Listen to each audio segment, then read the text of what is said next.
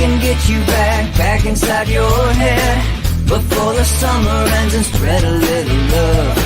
Just for a little fun, I'll make you come back to me before the rise of every sun.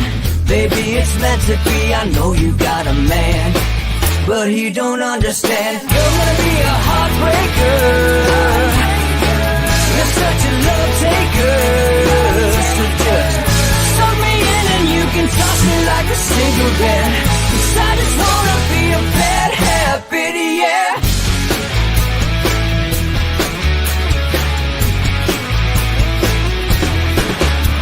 There's rhythm in our love, it's impressive, excessive. You can't make this stuff up. My chest beats, it's restless, wakes the neighbors up above. Yeah, baby, come and show me love. Baby, come and show me love. Because you're gonna be a heartbreaker. You're such a love taker.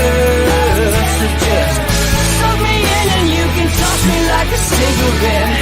'Cause I just wanna be a bad habit, yeah.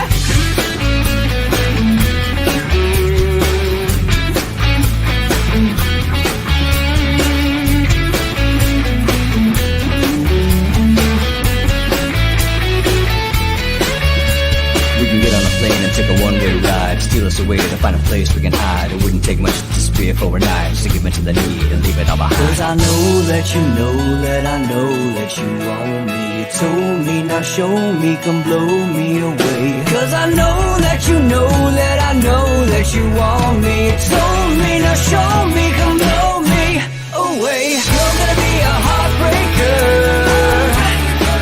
You're such a love taker. So just suck me in and you can toss me like a cigarette. 'Cause I just wanna be a bad habit, yeah. You're gonna be a heartbreaker. You're such a love taker. So just suck me in and you can toss me like a cigarette. 'Cause I just wanna be a bad habit, yeah. Suck me in and you can toss me like a cigarette. 'Cause I just wanna be a bad habit, yeah.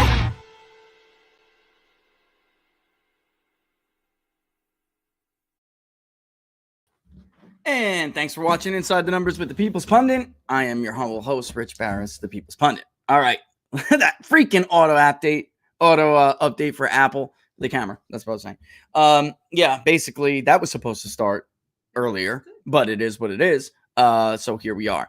So listen, today I want to span a couple of things here because they all really have in common one thing, which is that we're off the rails here, folks. Completely off the rails, from education to culture to the economy to government policy. We are in a bit of a tailspin here where more and more of dangerous and downright stupid things just keep coming out of people's mouths and are actually acceptable. All right. So you might have saw the tweet. And let's start out with the economy. This morning, the ADP jobs numbers came out. All right. They did beat the forecast. But what does it matter when your forecast stinks? All right. Now I would have rather just left it. What does it matter when your forecast stinks? 174,000. Not terribly bad.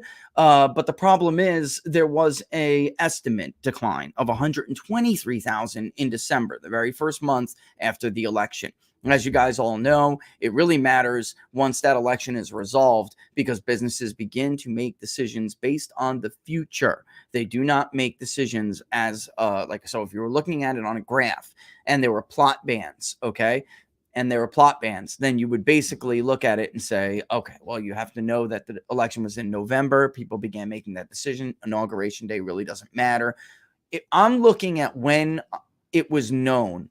Because if you look inside the surveys, there were a lot of people who didn't think after even the media declared Joe Biden the winner, they didn't think the election was resolved yet. We spoke to a lot of business owners who were fully holding out hope that this would be what they even said. Most of the time, the terminology was this was fixed, we heard that 4 years ago as well from Democrats, but that basically something had run awry here and that, Joe Biden, may not still take over. And they were holding out hope because they knew what it meant for their business, that they were done. What I like about the ADP jobs report is dishonesty. All right. Its co-report, ADP and Moody's. All right. If you would have read them and followed People's Pundit Daily throughout the Trump administration, our economic indicators, you would see where they would, Ahu is always pretty honest. They don't include many reports anymore. What's his name from Moody's? And that's good because he was just so anti-Trump. He couldn't, even in reports that were like record-breaking reports, he just couldn't keep his anti-Trumpism to himself. It's an economic report. Shut the hell up. Who cares what you have to think? Right? But also, he would spin it. Yes, the economy created 200,000 more than we thought. The private sector employment increased by 200,000 more than we expected. But still, there's something wrong here. There's something. I mean, it was ridiculous. Now they're going to reverse that. There'll be crappy reports that everyone will try to spin into good reports. Folks, beating a forecast that's 50,000 for a month is not particularly impressive. All right. Last month, it was revised. We did not lose 123,000 private sector payrolls. We lost almost 80,000. So Joe Biden's very first post-election month of data was negative after. And I would show people, you know the trends. But the post-COVID pandemic trend was already arrested. And it was on its way back up. Had Trump won this election, we would not be seeing businesses making the decisions that we're seeing now. How do we know this? Don't just read the media's headline. When we report something, go in and look at that report. The ISM indexes, they all have panels. You can read what the businesses are saying. You can actually read the panel responses themselves. Don't take the chairman's word for it. The chairman of the Manufacturing Outlook Survey, the ISM.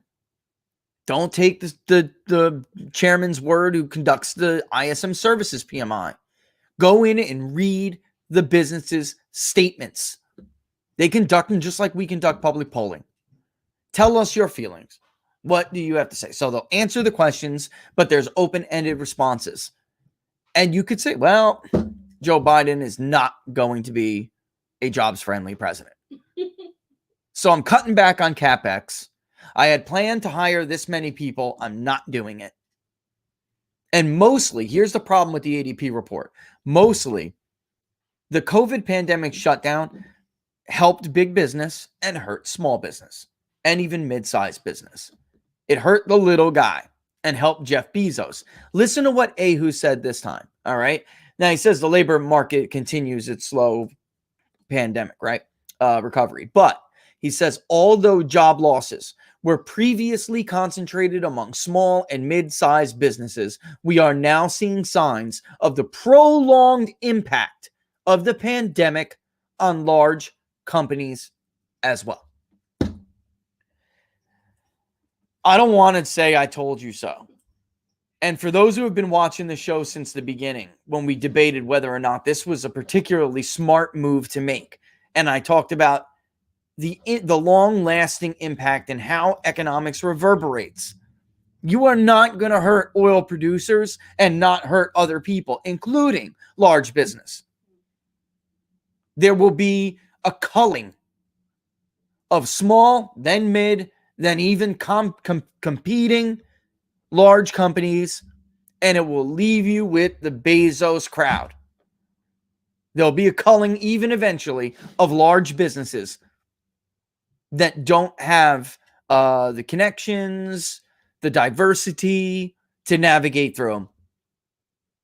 And there'll be worse news ahead. I'm just telling you guys right now, just get ready for it. There will be worse news ahead. That beautiful housing boom we had been hoping for, there's already signs of it curtailing. This is a freaking shame. This will turn into a human tragedy. Which brings me to my next bit of, I'm going to save the liberties aspect of this to the end. Okay. Right. Education. You cannot have a robust economy without skilled workforce. Right?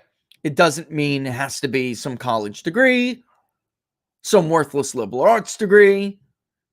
or even an advanced degree in engineering or science degree. You have to have skills across the spectrum if you want all 4 cylinders to be firing.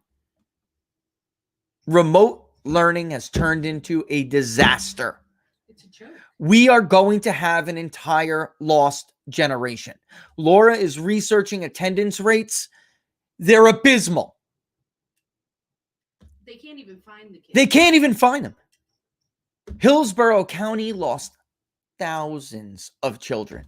Over here, what was it, 30%? Where the attendance rate is down 30%. This is a stunting of a generation.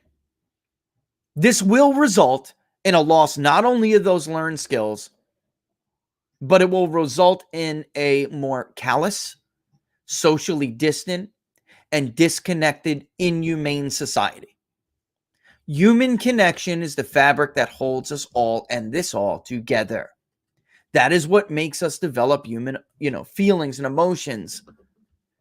That's why bureaucracy is so cruel. They have no human connection. You're a number, you're a piece of data on a piece of paper. We're growing these children to be distant. We were just listening to a doctor, a pediatrician, and she was saying that basically all the teachers, they're all full of crap. These children are not even paying attention. Everyone is supposed to have their videos on, and the videos are not on because they're not listening. They're on their phones. By the way, our own kids, we're very blessed to have very smart children. Before COVID, they were going into magnet programs. They're bored out of their minds and have no desire to even do this. And it's a constant struggle. The common statement they both make is, we are not learning anything new. They already know what they're going over. Part of that, too, was that we switched, so it was already going to be like that. But we already looked at this curriculum. And the curriculum was a review in the beginning of the year because of what happened toward the end of last year. And then they would have moved into new curriculum. That never happened. Not like this, anyway. Not like this. This is a joke. China found a way for us to sacrifice an entire generation without even firing a shot. Because they're molding them. Yeah, the cowardice of grown men and women to allow their fear to basically, the impact is on your children, your kids. And in truth, this is why I liked how Rasmussen asked this question when we were debating whether or not to even start and then continue school closures. Who the hell cares what adults who do not have children think? Sorry. You're not a parent. Who gives a damn what your input is? You shouldn't even have a say. No. The teachers' unions continue to pump fear. The evidence, the science, the evidence, the science, the evidence, the science. I've been hearing this incessantly for almost a year now. All of the evidence and the science beforehand, which we covered, all pointed to COVID-19 being a not novel when it comes to how this thing is spread, but very typical severe acute respiratory syndrome, SARS. And in the past, school closures have had no impact. Why? Because this thing is spread through high viral load. And children do not carry a high enough viral load to be mass spreaders. You know what they can spread? The flu. We never shut down the freaking school like this because of flu outbreaks. And yes, I know what you're saying, blah, blah, blah, blah. The point is, it doesn't matter how dangerous this is to certain groups of people. We have to weigh the benefits and the risks with every decision we make. We're destroying an entire generation because we're afraid. And as teachers, they're a disgrace. Can we stop pretending that teachers are freaking heroes now? Are national heroes? They're failing this country. Not only are they not national heroes, they are disgraces and failures to side with teacher unions at the expense of children. The science is now in, by the way. It's in. If you didn't read it, I would suggest it. I can't stand him either. But David Brooks on Sunday wrote a column about this in the New York Times. The problem is he's a twisted, demented, liberal, white urban thinker And he chose to focus his entire argument on black and brown children. And then the discussion became a white liberal, and he's not a conservative, to stick that up your butt. A white liberal is trying to tell urban America what's best for black and brown children. That's what, unfortunately, the discussion became about instead of what he was actually writing. Because what he was saying, he's what I call a U-turner now on this issue. He's now taking a U-turn because he was an idiot who got duped and supported all of this in the beginning. And now that evidence is coming out, he's trying to phrase it like that. Well, in the spring of last year, we didn't know, but now we know. We have CDC studies. We have the American Association of Pediatrics. We had all of this before, which is why the American Association of Pediatrics opposed school closures. And why the CDC, even in the beginning, said that school closures would be more harm than the good they would do. The evidence was always there. But now on top of that evidence, we have a new boatload of evidence. And his column was, sadly, the Democratic Party, the media, and teachers themselves have sided with the unions against the children. But black and brown children are not the only ones at stake here. Yeah, sure. I'll even admit they're more high risk. The entire generation is at stake. If you look at the numbers that Laura is finding, which you will, because we're going to show them to everybody. If you look at the numbers, it's everywhere. It's everywhere. And when you have children that can't even look into your eyes and socialize and cannot take any constructive criticism whatsoever to improve themselves as human beings, you're creating a nation of callous, ignorant, cruel people. Mm-hmm. Thank you. The combination of ignorance and callousness is dangerous. Doesn't anybody see that? And I hear you, homeschool folks. The problem with your argument, and I am completely fine with homeschool. Here's the problem with your argument. There are some parents who simply cannot do it. They're too busy trying to survive in the now new Joe Biden economy. They were also not ready for it. It got thrusted upon them. And if you are a parent, you know what I'm about to say. A parent with homeschool children or remote learning children, you're going to understand what I'm saying right now is absolutely true. That you're doing it anyway. The teachers, they are not doing their jobs. You have to stay on top of them 24/7. You're doing the damn job anyway. The teachers are not doing a good job explaining the material to children anyway. So they come to mom and dad. You better be smart if you got children in remote learning. You cannot be one of these parents who are behind the curve so badly that you don't understand your own child's homework. I get what you're saying, homeschoolers. I get it. But not all of America was ready for this. No. Or even capable, unfortunately. Anyway, most of our children, thank the heavens, are back now. Mm-hmm. We have, one day or something of remote learning now because it's going like in a thing. Yeah. There's 1 day for sanitization. Middle and high are almost there. In Florida, if you guys, where we lived in Florida for many years anyway, they always had Wednesday off. Mm-hmm. Or a half day. I'm sorry. It was like till 11:30 or something. I never heard that in my life. But when we moved down there, like, well, Wednesday's a half day. Like, what? By the way, I work. Mm-hmm. So you're telling me I got to stop working in the middle of the day to go get my kid, which I did. It's fine. But that was already we are fortunate where we can do that. Also, not everybody can leave their job and go get their child. Not everybody can have somebody tutor or work on this crap. And it is crap. Middle school's criteria is a joke. Oh, yeah. It's a total joke. And if you think the Chinese are sacrificing an entire generation out of fear porn and panic, you're nuts. You're crazy. So they got their way again without firing. a single shot. I might remind all of you that not just Donald Trump, but our country had them by the short and curlies before this virus conveniently sprung up to change course.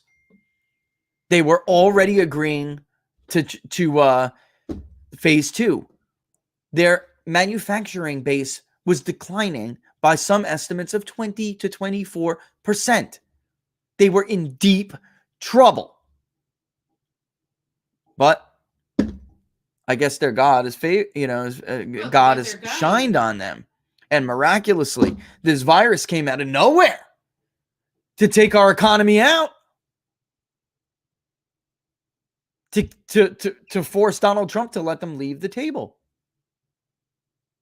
To turn the American electorate, their attention to something else. Well, like I said, not one time did you hear of war, red lines that cannot be crossed from anybody when Trump was in office. But the minute you have a Biden... Oh, well, right. Well, I'm getting into that. Don't jump ahead. Don't jump ahead. I'm getting into that situation around the world. It didn't take... You know what? She just did. Let's get into it. It didn't take very long. No. For air incursions into Taiwan, for military coups in Myanmar, and more. I mean, it did not take very long. By the way, when the air incursions were taking place and the coup popped off, they were the Chinese, they. Sorry, I'm working on my pronouns. Laura says I got to work on my vocabulary. I'll say they and expect everyone to know what I'm saying. But I'm talking about the Chinese. They were conducting military drills on how to kill the carrier group Roosevelt. And threw it in your face. And Joe Biden did nothing. Why? Because the air incursion was a test. It was a test to see whether or not what they have on Joe is enough. And or whether or not it really wasn't a test on Joe. It was a test on the national security apparatus that he has surrounding him, because they have Joe, speaking of short and curlies, they have Joe by the short and curlies. He cannot do nothing. For the first time in your life, you have a president who is completely handicapped. He cannot defend you against the Chinese. Otherwise, they will tell the world everything he's been up to. I mean, he's done. He's done. He will do what it is they say and do, and that's it. I hate to be the bearer of bad news. I don't know why the Trump administration didn't tell the American people about... They didn't need the New York Post. I don't know why they didn't tell them what they knew. Even the intelligence agencies, what they know and knew about Joe Biden and his relationship. And by the way, his role in what you learned about Hunter, his role in keeping that quiet for many, many, many years. So when Joe tells you he doesn't know his son likes to be a deviant while he's smoking crack, he's a liar. He's a filthy liar. If he tells you he didn't know about Hunter's behavior, if he didn't know about the money, he's a liar. That's the Chinese model, and people should understand that. If you have any experience in this region of the world, or trying to conduct business in this region of the world, you know this is how it works. The Chinese get their hooks into your family members. That's what they do. They won't buy a politician or send him a bag of cash. They won't do that. They'll enrich the family, and the family trickles down to whoever it is that they have their hooks into. Everybody knows in that area that is the Chinese ministry. That's their model.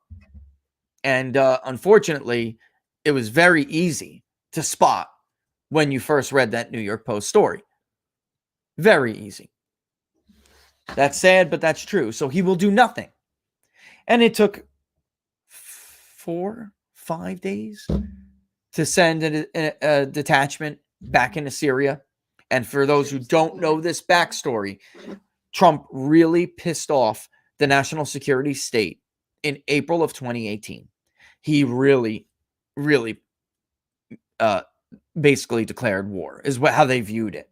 He went in, had all of his visors in the Situation Room in a meeting in the spring of 18. And Mattis, H.R. McMaster, everybody. And he told them, your covert war in Syria to topple Bashar al-Assad is over. They're done. And by the way, I don't want any troops in that godforsaken country. I don't care about that civil war. That's somebody else's problem. That's their problem. Which and further, you better start crafting, while you're figuring out how to do that in Syria, you should take it to a little bit bigger scale, because I'm coming back to you in a little bit with Afghanistan. That is when Mattis started to leak to everybody. And he started to, that's where you saw those stories that Trump's national security staff is, fearing that early withdrawal from Afghanistan will lead to more. That's what fueled all of those stories. Mattis was horrified, and the security state in general was just completely horrified that he was deadly serious. Take everything out of Syria. They've been at it in Syria for many years. Take it all out. Knock off the disinformation campaigns. Knock off the false flags and the framing of the Assad government for things the CIA keeps doing. Knock it off. You're out of there. They were livid and then horrified when he told them Afghanistan was going to be next. He was taking away the longest war in American history. 180 metric tons were exported. 180 metric tons of opium or heroin, actually fully processed heroin, were exported from Afghanistan before the U.S. invasion in 2001. Now, last year it was, or 17, it was 9,000 metric tons. And this year it was 6,500. So that is what has happened in Afghanistan over the duration of the longest war in U.S. history. As domestically, at home, we watched an opioid epidemic plague our young people, all people of all ages, but basically took out half, a suburban generation. And here we are. So anyway, there's that. All right, moving into, I was going to, but since I brought up Assad, let's stick to the, let's go to Liberties now, because let's stick to the Islamic extremism thing. Years ago, when everybody celebrated the execution of Anwar al-Awlaki, I was very concerned. And even my friends on the right, the left already had abandoned all cause for civil liberties. Still, defend like a radical Islamic terrorist when they can, but that's not because of principle. That's because of virtue signaling. But Barack Obama was widely heralded as a bold leader who got Anwar al-Awlaki. For those who don't know, at the time, he was the mass propaganda expert at Al-Qaeda. And he was supposedly responsible for more recruits to Al-Qaeda than anybody else in the history of the organization. Whether that's true or not, I don't know. But I do know that Anwar al-Awlaki was a U.S. citizen. And it doesn't matter what you do. A U.S. citizen has a right to due process. And the right didn't care. Oh, who cares? He's a garbage terrorist. He's a garbage Muslim extremist. Who cares? Good luck. Have fun. No virgins for you. All right? And they celebrated it as well. And the left, just wanted to prop up Barack Obama. But nobody, except for a small little minority, seemed to understand that vaporizing Anwar al-Awlaki opened up a pretty bad precedent. And that one day, you could be considered a domestic terrorist. Anwar al-Awlaki went from a liaison to the Muslim community for the Bush administration, had a permanent liaison with the State Department, was invited by the Bush White House for all of these Muslim outreach programs. He went from that to one of the world's most wanted terrorists in a number of years. What happened in between that time, we don't know. And again, I think it was Vice, but there's a great documentary about this. Nobody, and we know because he lived in Virginia. There was something happened in between. We'll never know. It's a mystery, but it doesn't appear that Anwar al-Awlaki was always a radical. So isn't it convenient for the U.S. government that now they don't have to They don't have to worry about telling the story of what radicalized Anwar al-Awlaki, because he, along with his little brother, are now ashes. By the way, he was like 14, that kid. 14 or 15. Maybe somebody knows exactly. He was with him at the time, so he got vaporized too.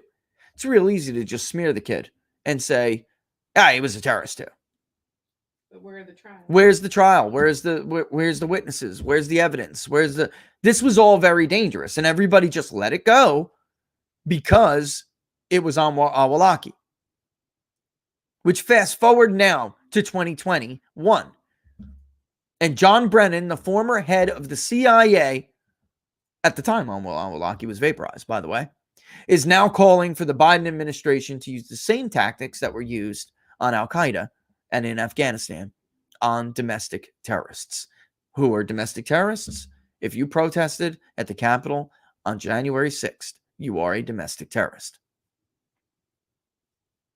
And if you think this is a freaking joke, you better wake up. Somebody who did protest, had no incursions into the Senate building, was held up at the TSA that we know of. He was ID'd and put on a no-fly list. He missed his flight, both flights, where he was going and on his way back. So if you think this is a joke or this is hyperbolic, you better wake up. You better take your head out of your butt, because it's not. John Brennan would vaporize you in a second, and NPR and CNN and all the rest of those dirtbags who have all of his deep state friends working for them would justify it. They would call you dangerous. They would call you a terrorist. They would call you basically everything they called Anwar al-Awlaki.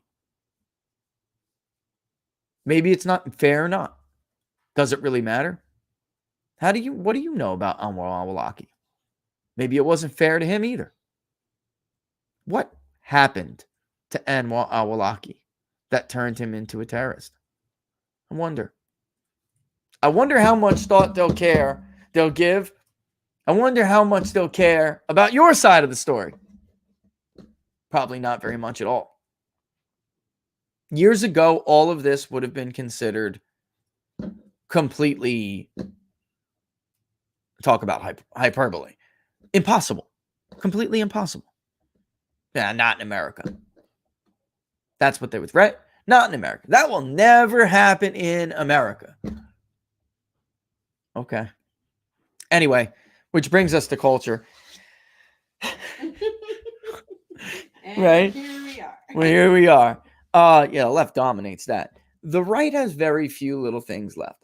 And of course, it's not just the right and left, but I would say what's representative of middle America. We have what makes middle America beautiful and great, right? Why do people who, why was there such an exodus in the last century, and then toward the beginning of the first one, especially? Why was there such an exodus of whole ethnic communities from urban America to middle America? And whether they were suburbs or build new constructions in rural America, what is it about it, the flyover country, that makes it so appealing? Aside from its safety and more quiet, we have these things that we love, and it's a way of life, and they're called traditions. Okay. And we carry these traditions, faith, family, right? And we have ourselves. It's like everything that makes a year cycle from one to the next, right? We have our holidays. They mark the change of seasons. We have all these little rituals. And the groundhog is one of them. If you've never been to Punxsutawney Phil, Man. all right, this town is so charming, okay? It is, man. It's crazy, but it is.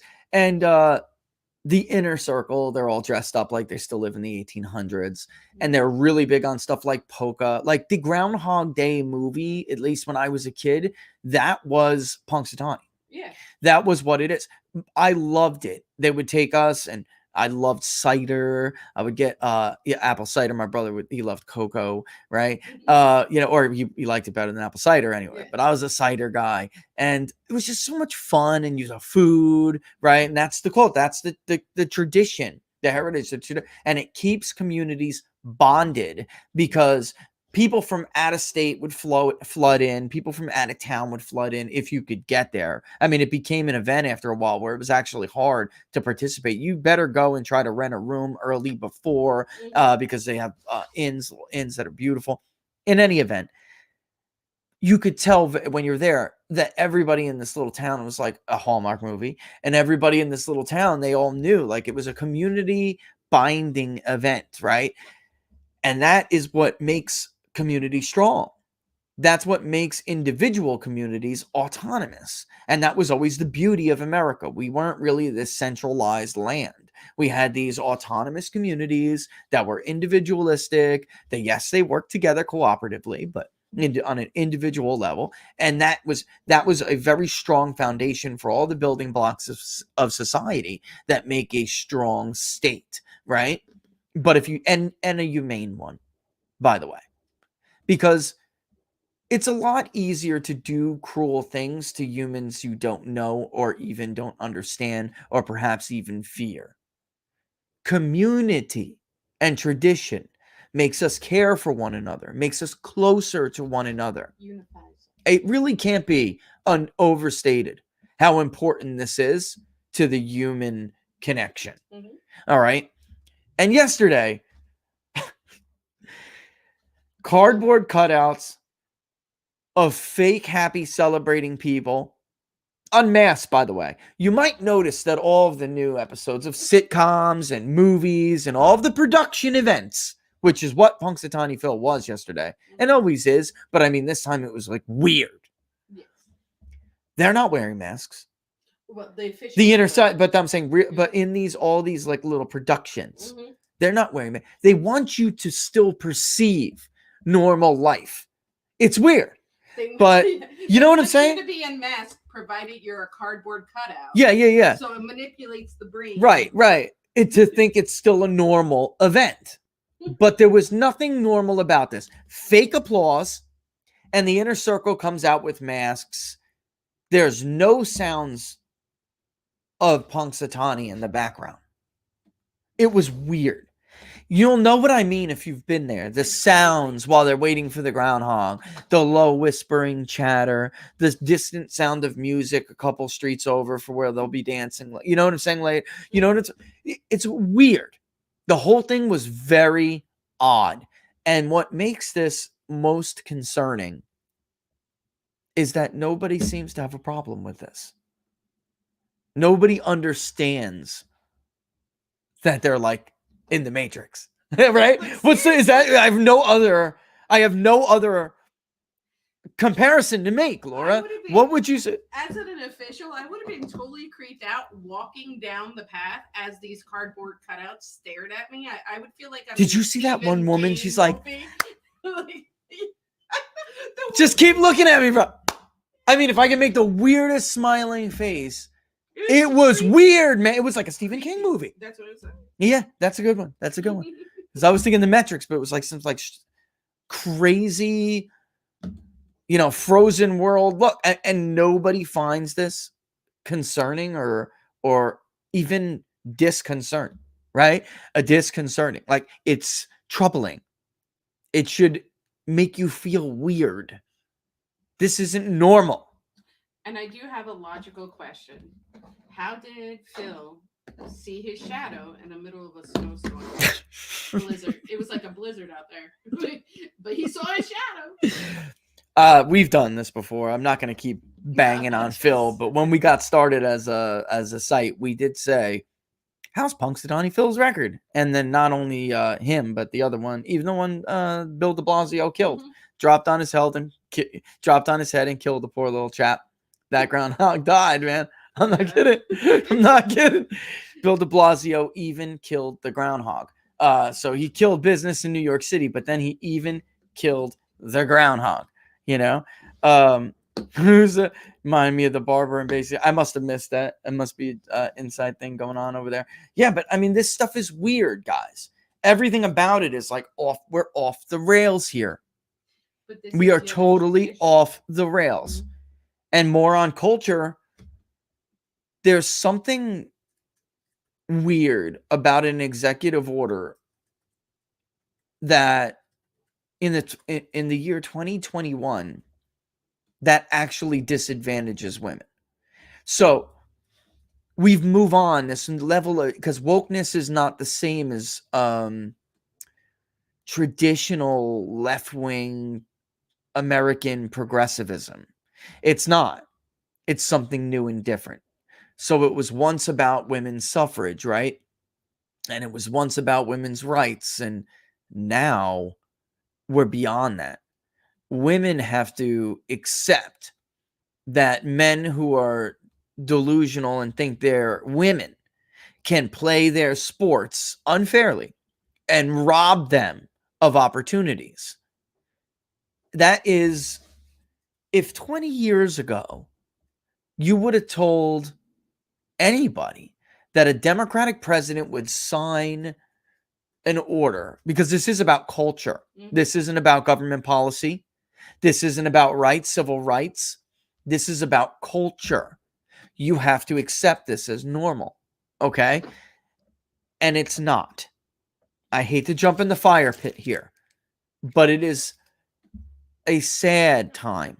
And he already did this. He did this, a week and a half ago. It was the saddest day for women athletes. Oh, here we go. A sad day when we basically turn back the clock on women's rights. It doesn't follow. It just doesn't follow. Women are to be treated equally until you need to disadvantage them. All women ever wanted was their own sports and categories, right? Yeah. And they got it. Women never really, even at the height of women's rights, women never wanted to share the boxing ring with a man. They never right? They just wanted to be able to compete like men competed. I don't understand why we're forcing them to compete with men who think they're women, or even if they had the change, Lord, it doesn't matter. They still physiologically have the strength of men. With jewels, right. All right. Then you were a man. Yes. And you have the bone density of a man. I hate to break it to everybody, but there are differences between the sexes. Physiological differences. Now, some things make men have an advantage over women. And on the flip side, there are things women have an advantage over men. There's nothing wrong with that. There's nothing unequal or unjust about it. It's biological makeup. That's all. It's no injustice here.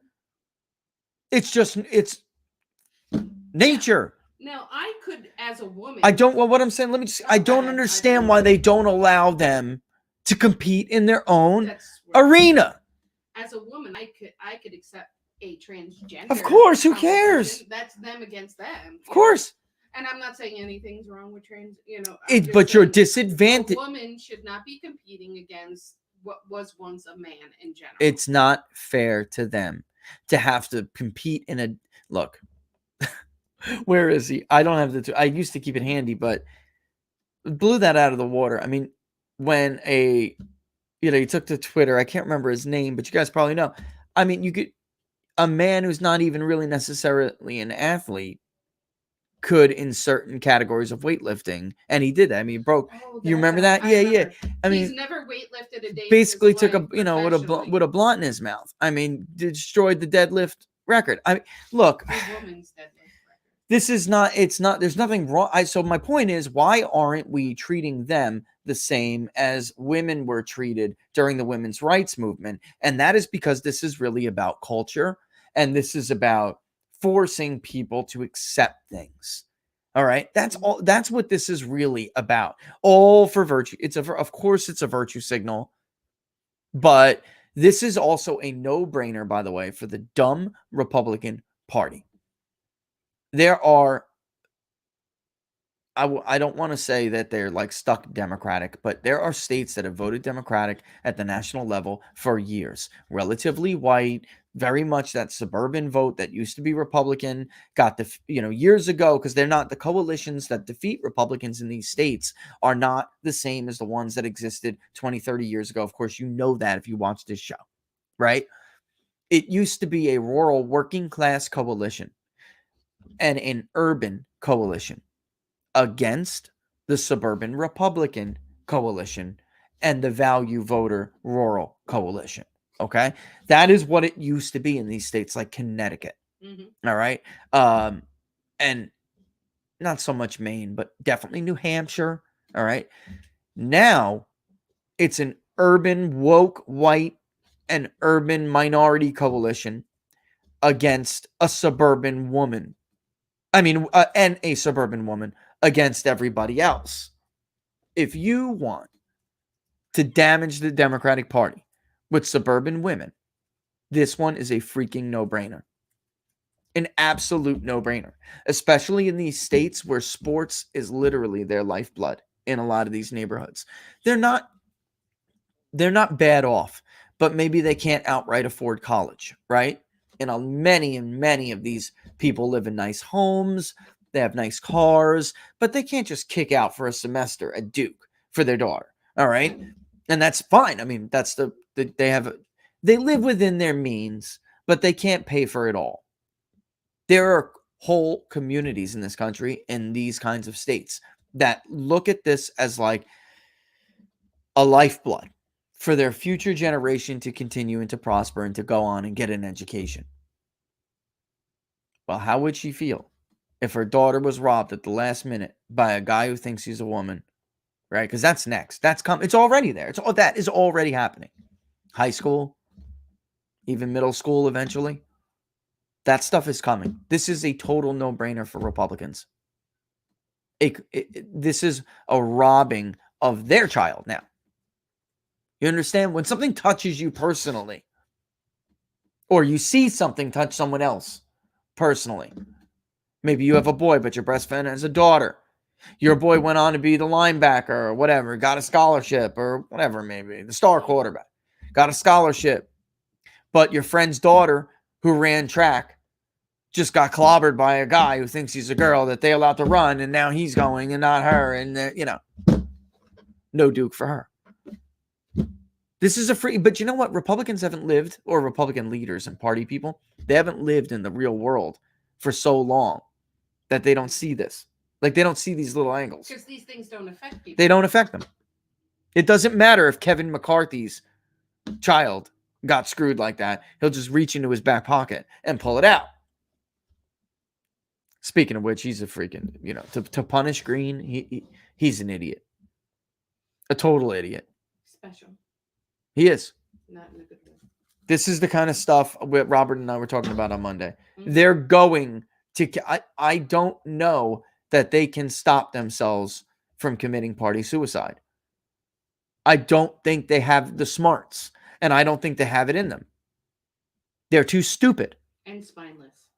They're too cowardly, stupid, and corrupt. Those two. Three. Cowardly, corrupt, and let's see if I can come up with the other one.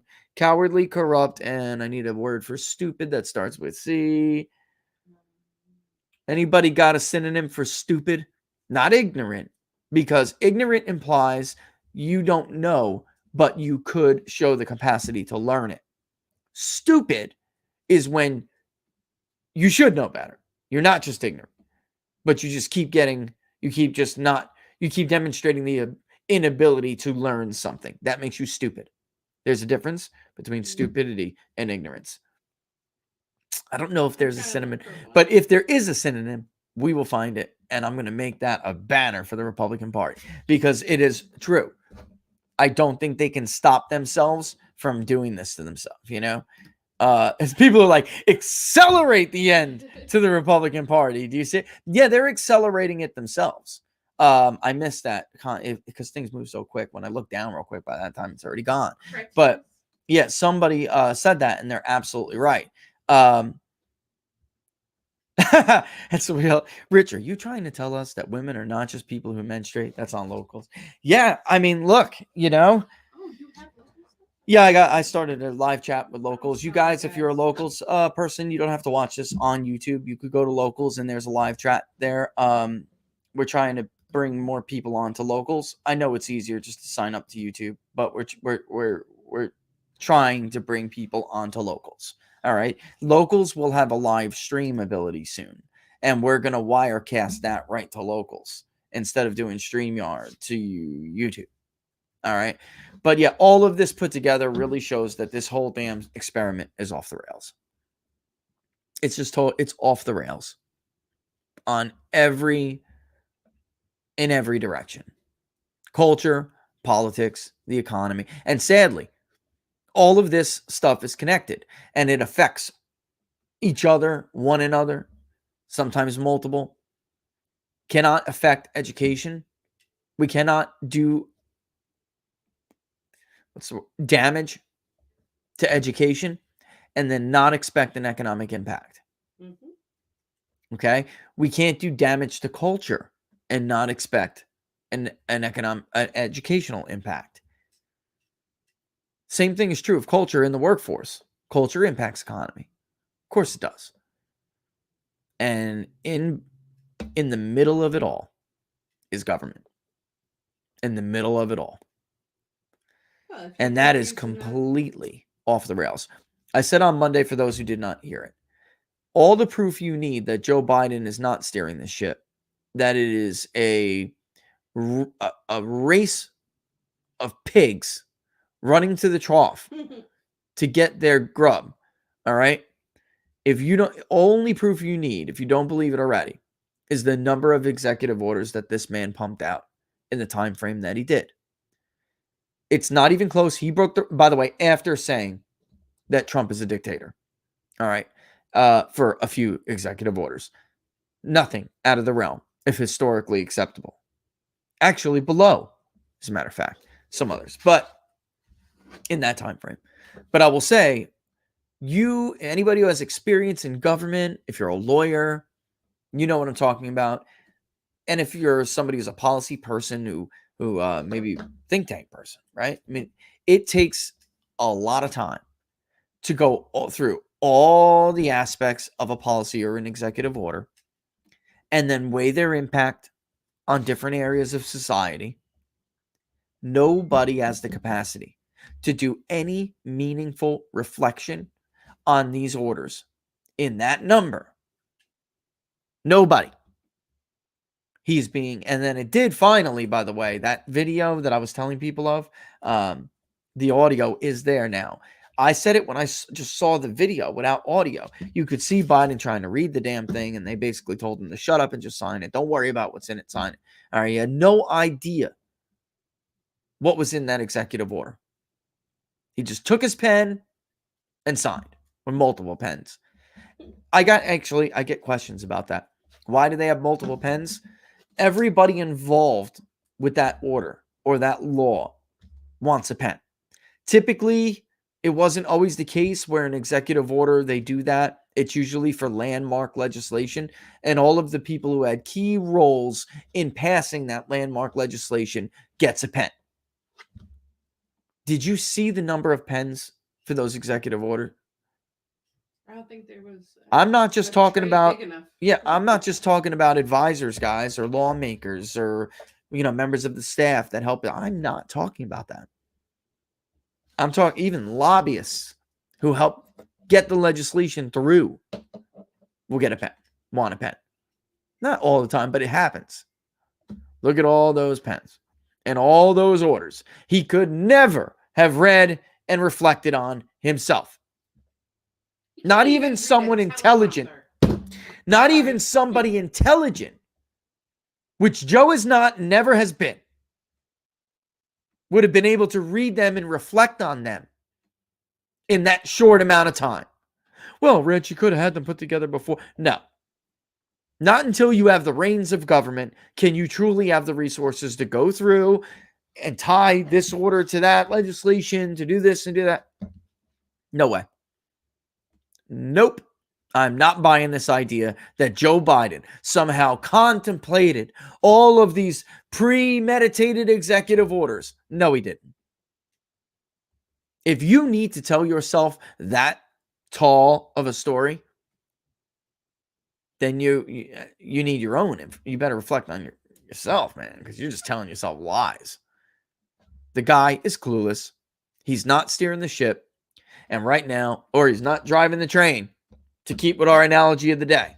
He ain't steering his own ship. He's not driving. He is not conducting this locomotive. And whoever is, this puppy is off the rails. We'll be back in about 2 minutes. I'm going to take a quick break. All right. And then we'll go over some Q&As. It is true. Yeah, we'll get some questions in. Again, I wanted to start this puppy at 10. This freaking computer. You guys are right, though. People knew what I was talking about. They're like, oh, yeah, that 10-minute Apple update that turns into an hour and a half. That's what happened. That's exactly what happened. And I had it on auto. Oh, my God, Laura, I think there's one more. Oh, no, it's not. I had it on auto. So the minute I fired the computer and tried to enter the dashboard, it was like, you can't, Google Chrome has to be restarted. You have an update, blah, blah, blah. Yeah, so there it was. Because it'll glitch. It'll get crappy. And it won't work right anyway. But there we are. Don't forget, peoplespundit.locals.com. All right? peoplespundit.locals.com. Join up there. Watch the show over there. We're trying to get as many people. Look, I love YouTube. And as long as we're on YouTube, well, I like the platform. And as long as we're still on YouTube, we'll be able to, you can come here. That's fine. But I'm just trying to prepare for the inevitable, all right, which is more on locals. Also, merch coming, all right. I got a couple of people who asked me where to get these shirts. Let me talk to Jim. And I don't know why you'd want to get them, but because it says I'm a Paul. But if you can. I mean, you'll support me. That's what I don't get any money out of it. But I will say it'll make me feel good that you're wearing the accurate pollster shirt. All right. It will, and people, it's amazing how many people from different places, will know about this. Mm-hmm. It's amazing. All right. So like if they saw the shirt, they'd know. All right. So again, there'll be a merch thing at the bottom of YouTube, which is why I went into that soon. But once that is gone, let's say something happens with YouTube. Yeah, I'm fiddling with something down here. Laura always gets mad when I make noise by the microphone. If let's say in the future that's no longer available the nice way, there'll be a platform where you can get it from anyway on locals. But I know we got a lot of requests. Laura is going the route of t-shirts and hoodies and hats. I want a coffee mug. That'll be my contribution. I think people would want a coffee mug. What we're afraid of, she pointed it out, there were these really cool ones with stars. With stars, they're just beautiful. Laura was afraid they're gonna break in the mail, and a lot. So I don't know. I'm gonna get one. I'm gonna look at it and check it out and see how durable it is, how it's packed. But she may be right about that. She was thinking unbreakable stuff. You also have to remember Rich's famous lines are, Laura, you're right. Shut up. It's true, though. All right, so I'll be back in about 2 minutes. I'm going to go ahead and just let the Bone Band rock while I go take a quick 2-minute break. I don't think we missed anything. I tell you to follow PPD on Twitter, but it's still suspended and they refuse to answer. So that's what I'm saying. Eventually, these platforms have to be deprecated. Let's use a learn the code word terminology. Eventually, they'll be deprecated. So we really need to do our own thing. All right. So anyway, I'll be back in 2 minutes. You're watching Inside the Numbers with the People's Pundit. This is your very down to earth host, the Rich Paris, the People's Pundit. I will see you in about 2 minutes, 10 seconds.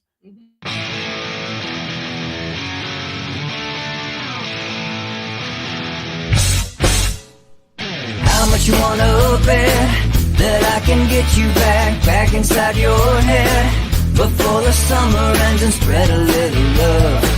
Just for a little fun, I'll make you come back to me before the rise of every sun. Baby, it's meant to be, I know you got a man, but he don't understand. You're gonna be a heartbreaker, you're such a love taker. So just suck me in and you can toss me like a cigarette, 'cause I just wanna be a bad habit, yeah.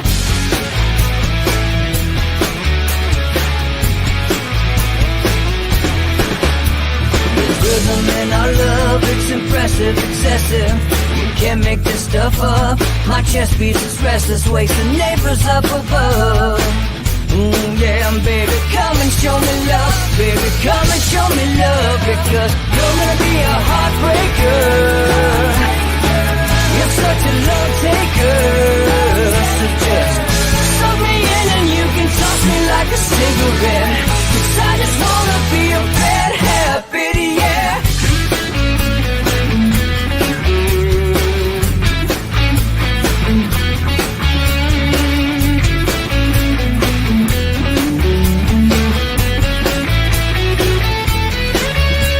We can get on a plane and take a one-way ride, steal us away to find a place we can hide. It wouldn't take much to spear for a night, just to give in to the need and leave it all behind. 'Cause I know that you know that I know that you want me. You told me, now show me, come blow me away. 'Cause I know that you know that I know that you want me. You told me, now show me, come blow me away. You're gonna be a heartbreaker, you're such a love taker. So just suck me in and you can toss me like a cigarette, 'cause I just wanna be a bad habit, yeah. You're gonna be a heartbreaker, you're such a love taker. So just suck me in and you can toss me like a cigarette, 'cause I just wanna be a bad habit, yeah. Suck me in and you can toss me like a cigarette, 'cause I just wanna be a bad habit, yeah.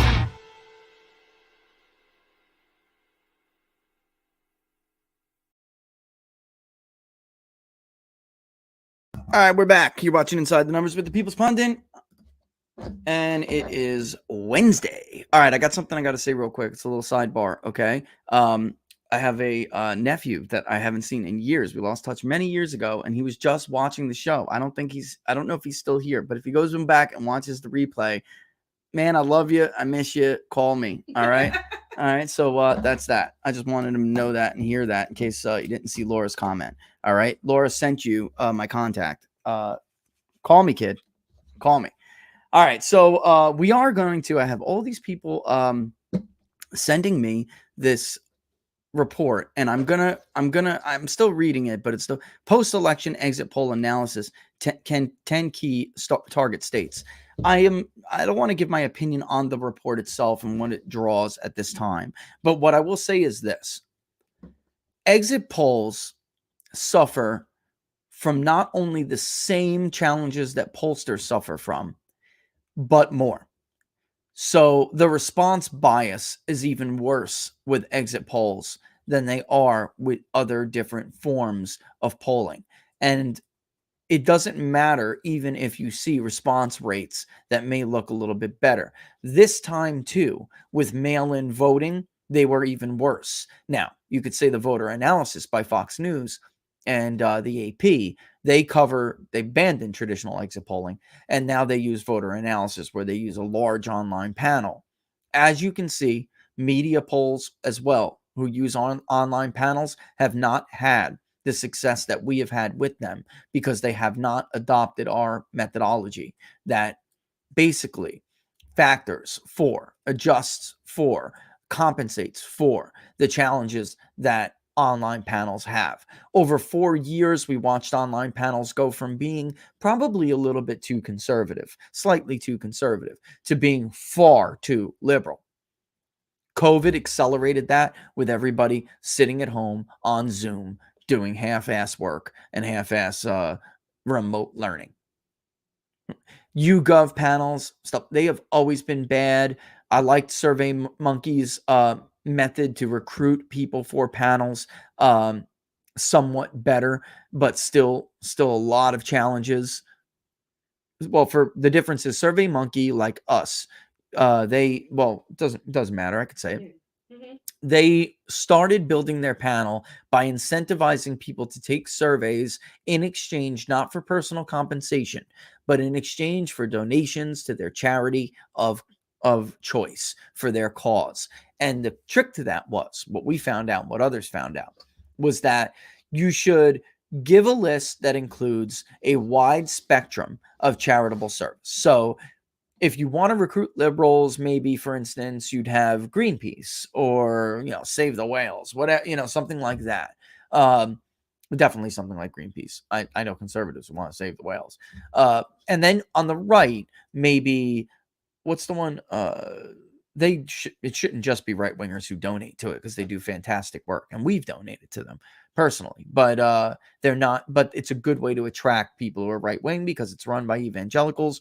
Oh my goodness, I'm missing the Good Samaritan's Purse. Yeah. So, and then people in the middle, like Shriners, right? Laura said Shriners because we love Shriners as well. People in the middle who do good work. St. Jude's Hospital for Children, things like that, where maybe Independence, they're not looking for a partisan cause like Greenpeace, which is a very partisan cause. But they don't want to give to anything that's perceived to be a partisan cause. And it's not directly tied to a platform, a party platform, like Greenpeace would be tied to the Democratic Party platform. All right. And that was the trick for us when we were starting to build up our panels before working with other people and different vendors. You could see YouGov incentivizing people, take a survey and we'll give you $2 towards a Kohl's gift card. And all you're going to get is the teenage girl who's just 18, or, she wants to go to Kohl's to buy a new bra, but she has no intention of voting. So she's going to take these surveys until she gets $35 to go buy a new bra that mom won't give her the money for. And that happened to you. That still happens to YouGov. But you could see that badly in their 2016 polling. You could see it was terrible. Way too many young kids that did not participate, right? And then with exit polls, they use the American Speak survey, Amerispeak survey. Again, you don't have to even take my word for it. Do the math. The voter analysis, very flawed, and was in 2018 when they debuted it. They got a lot of credit, which was undeserved. Fox was able to call the House way before everybody else. Fox called the House before everybody else on purpose. They called the House to kill the Western districts that were still voting. Let's get real. How many people didn't show up to vote for Dana Rohrabacher in California 48 because Fox already said that the House of Representatives was gone? Dana Rohrabacher was missing tens of thousands of voters from the electorate. In 2020, that seat flipped back. Harley Ruda lost. Okay? But the questions, the language used in these surveys is deeply tainting. So my point is, we'll go over this, and maybe we'll do that on Friday. We'll go over this on Friday. I know a lot of people are interested. I'm not going to take the whole show to do it, but we'll go over on Friday. I think that any analysis of exit polls should be, first of all, with a caveat, like you'll often see me do when I write. It should be taken with a grain of salt too, because you're assuming any analysis that's being made, any argument that's being made, or any analysis that's being done based on exit polling data has to concede that they are admitting, or there's some admission that the exit poll data is good, that it's accurate. That's not true. And it hasn't been the case for many years, even before the modern day challenges of polling arose. When public polling was still largely accurate, or more accurate, I would say, exit polling was not. And hasn't been for a long time, guys. Look what you can go back to 2004 to a recent yet distant example of when exit polls really blew it.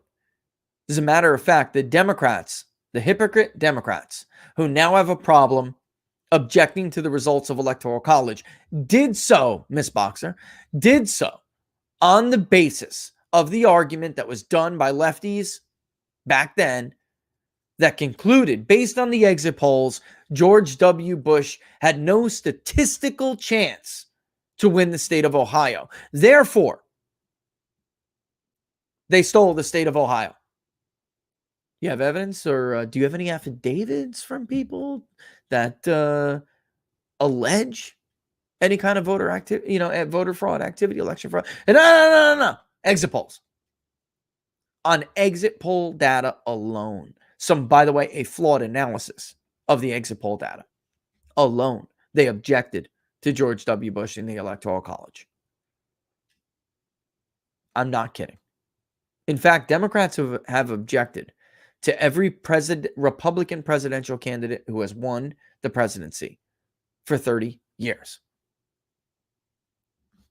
So the idea that it was some kind of novel thing for Republicans to do with Trump is ridiculous. In fact, the only thing novel about that effort is those Republicans had affidavits to back up their accusations. All right? They had affidavits. They had real records, which we've gone over ad nauseum on the show in multiple states. All right, so let's get to the Q&A. What do we got? Did you lay them in here, or you just want to throw them out to me? You want me to read them to you? So many National Guard in D.C. right now from so many different states. I wonder how they would have played this last year during the riots. Why are they there? That is a fantastic question. The riots really in and of themselves have absolutely nothing to do with why the Guard is in D.C. The Biden administration and the administrative state, the dual state, the permanent government, whatever word you want to use, are acting like a government afraid they have lost regime credibility. Mm-hmm. That fear they no longer have the consent of the governed. That fear they no longer have what most presidents think they have when they come into office, a mandate. They're acting like a regime at the end of their line. One that feels like their power is threatened to the point where they need to use force to protect it. They know they got shook on January 6th because of how easy it was to get in there, but that's not all it was. They saw how widespread their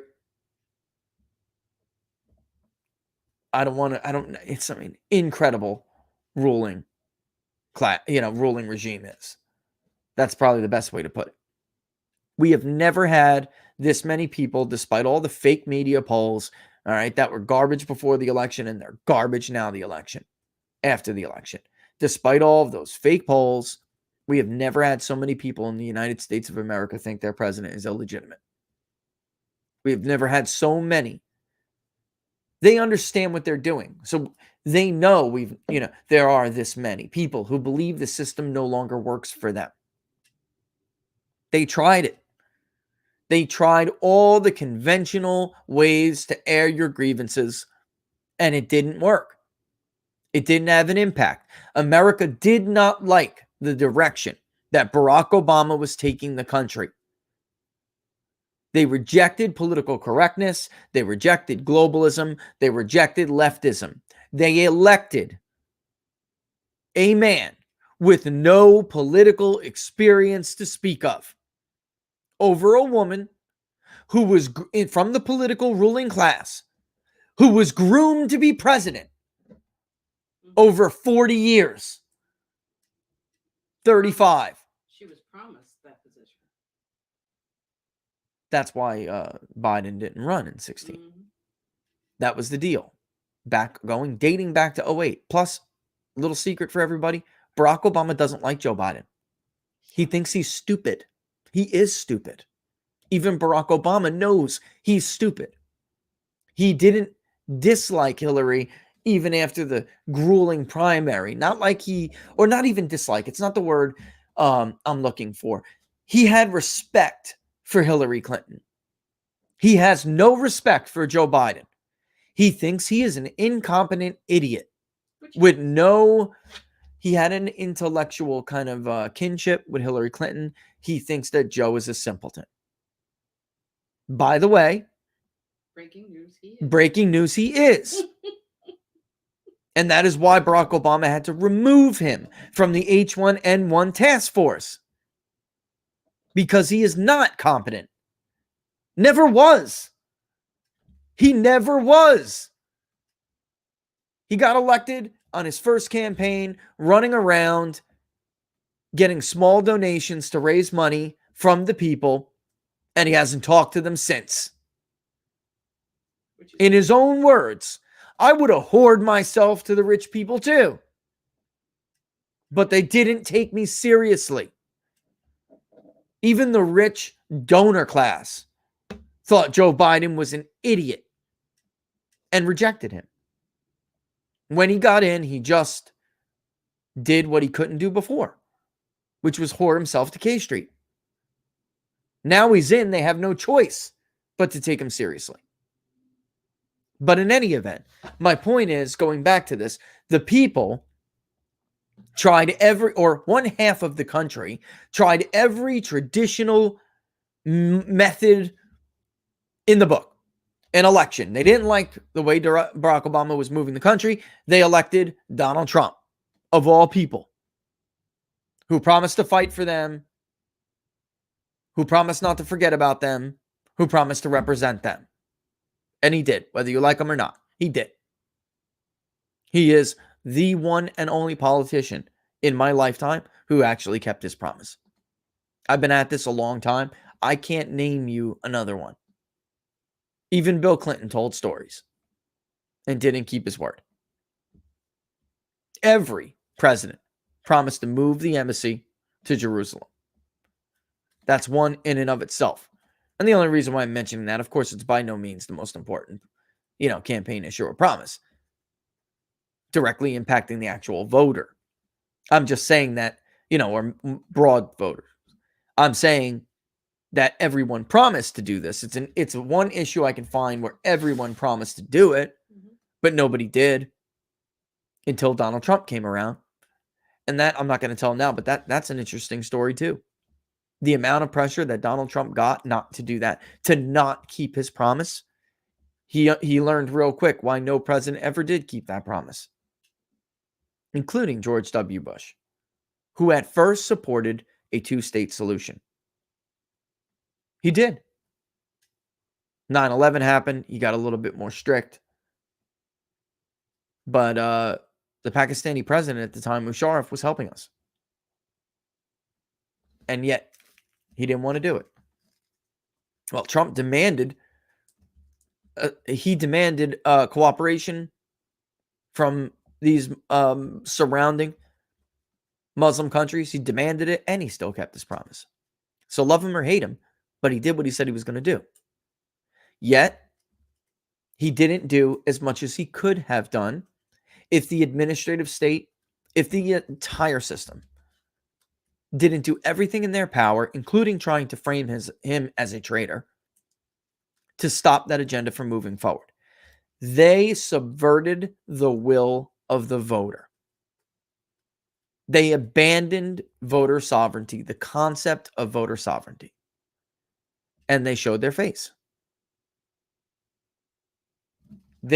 So that did not work.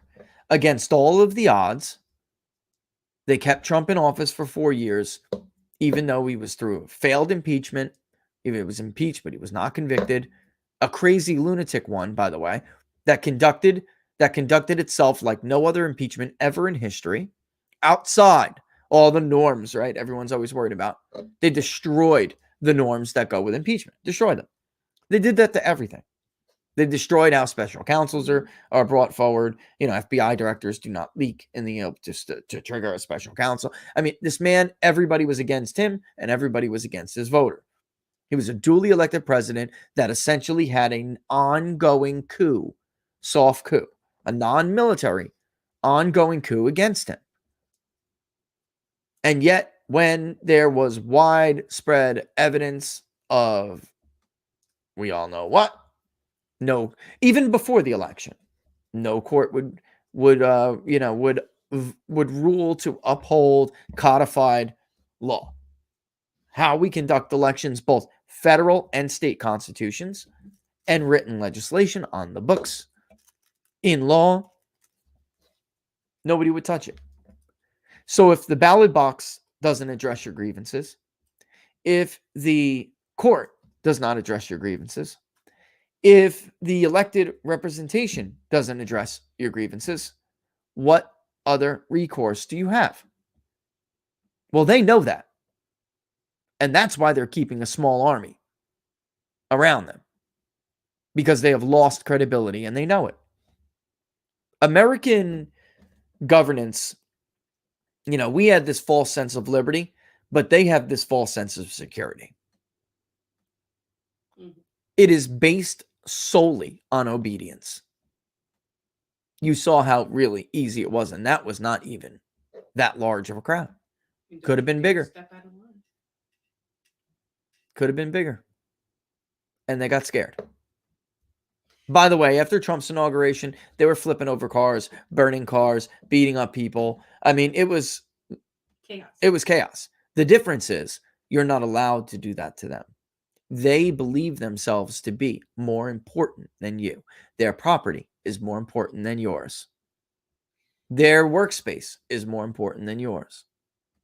The bodily harm to them is more important than bodily harm to you. You are a second-rate, second-class citizen. I don't even know if that's it anymore. No, you're a subject. You're a peasant. You're a subject. Mm-hmm. They view you to be a subject. There are different rules for the ruling class and those who are under their protection than there are for everybody else.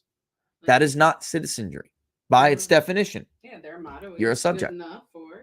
Yep, good for thee, but not for me. Mm-hmm. All right, what's the next question? I just wanted to say, though, amazing how the Capitol is surrounded by fences and barbed wire, but walls don't work right. Yeah, no kidding. Just saying that. No kidding. Wait, can you? They can hear you, right? Let me figure out that, puppy. Where's your mic, though? I guess I. Oh, you have it. No, don't. Yeah, it'll probably sound better if you turn your mic off. How about now? Is that better? All right. So, which question did? Oh, first, I want to say, Dylan Bisco, happy birthday, and we're happy that you joined us here. Did you answer Sabrina's question? Yes, Matt. Wants to know how long until we have green depopulation goals and self-extermination camps. The irony of that one. This is why I brought up the Awalaki thing early on, because I think everybody really does need to wake up now. Like now. This is why you don't ever let them set precedent, even if you don't like the other side. You have to stand up for principle. I don't know. I fear it sooner than I thought. I really do, with what people are saying. And now with the Reddit revolution, I mean, they're getting hit from all sides by a populist majority, and there is a populist majority in this country. We were talking about it on Monday. There is a populist majority. They're getting hit on all sides by this group of people who they don't know how to stop, who against all odds, overwhelmingly against them. Overwhelmingly, the odds are against them and in the favor of their oppressors. And they are oppressors. And they are getting shook. So I would have told you we're still, a couple of months ago, I would have told you we're still a long way off from severe persecution in this country. I don't think that's the case anymore. Nope. I am deeply concerned for the future of my children at this point. Their ability to think for themselves, to act for themselves, to be free. The truth is, we tolerated a fake freedom for a long time now, guys. 9/11, we rolled over after 9/11 and let them rapidly, vastly increase their surveillance state. We rolled over because we were afraid. Even though there was resistance to what was going on during the COVID lockdowns, a large sector of this population rolled over because they were afraid. They use fear for the crisis. And as James Madison very rightly and wisely put, crisis is the rallying cry of the tyrant. You have to constantly be on guard. Constantly. Republicans got to stop paying lip service to things like, oh, freedom is just what, one generation from extinction. Ronald Reagan. That's very cute. Nice, cute quote. Do something. Seriously. They don't. They're frauds. The Republican Party is a party of frauds. Democrats, at least, are not frauds. They're frauds to the voter, like promises, that they make. Joe Biden was a fraud when he promised the people of Pennsylvania he would not ban fracking, for instance. He was a fraud when he said he would not sign a mask mandate. Remember?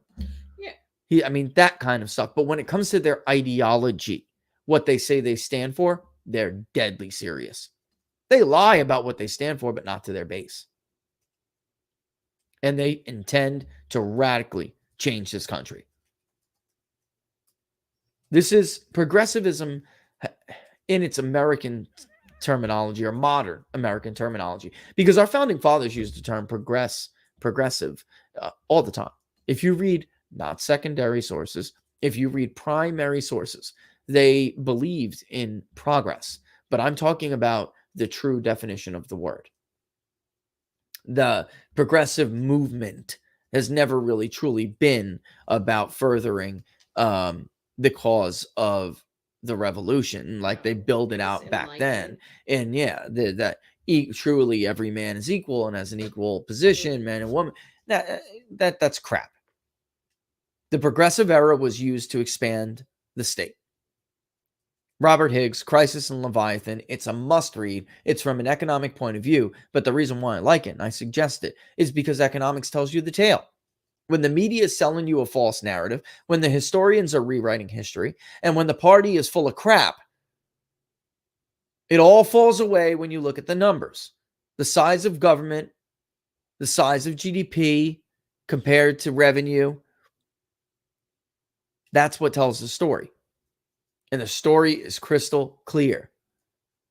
They used the progressive era, the wars that followed them, and the Great Society throughout the 20th century. All of that was done in the name of your, under the guise of your betterment, your advancement as a society. But it was crap. Just like Phillips's treason of the Senate to get the 17th Amendment was crap. The whole thing was about expanding the size and scope of government, its role in your life.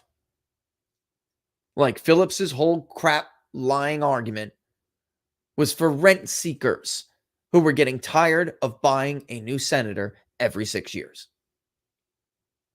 They were sick of spending the money building the status quo.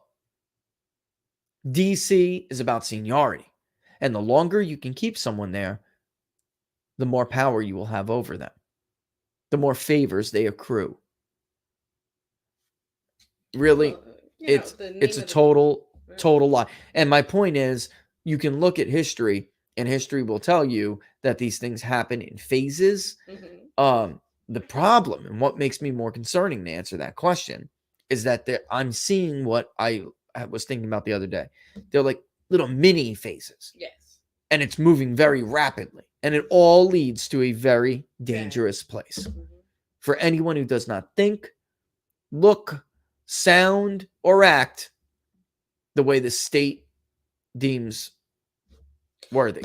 Well, I have to say the Democrats state-approved are good thinking. at that, though. They're very good at the little mini snatches. Yep.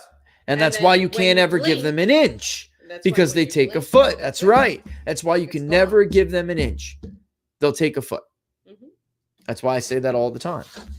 And it's proven right time and time again. Trump with the omnibus bill. Guys, I told you guys that back then too. This is an inch. You're giving them an inch. They're going to come back for the rest of the foot. Just like Reagan said, take some of the loaf, come back for the whole loaf later. Same principle. The problem is Reagan knew what I'm telling you now is true. The Republicans, they don't play like that. Reagan was trying to tell them not just compromise and suffer. He was trying to wear them down and over time come back and chip away at it. And he did that to Tip O'Neill very well. He was very effective. Sadly, the Republican Party, outside of 3 presidential terms, in the modern era has been a bunch of spineless, cowardly, stupid, corrupt people. And I'm going to find a word for stupid. I got a few. That starts with a C.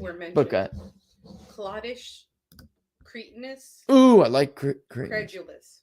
Credulous. That's a good one. That's a good one too. I'll weigh it, guys. All right. All right. What do we got next? All right. So where are we? Oh, well, let me just answer this one. You sent this one to me. I love Ron DeSantis. I don't care what's after his last name. I love him. He is the best governor in the country. It's the reason why everyone's trying to flock to him. It's the reason why he has the highest approval rating of any real competitive state that I know of.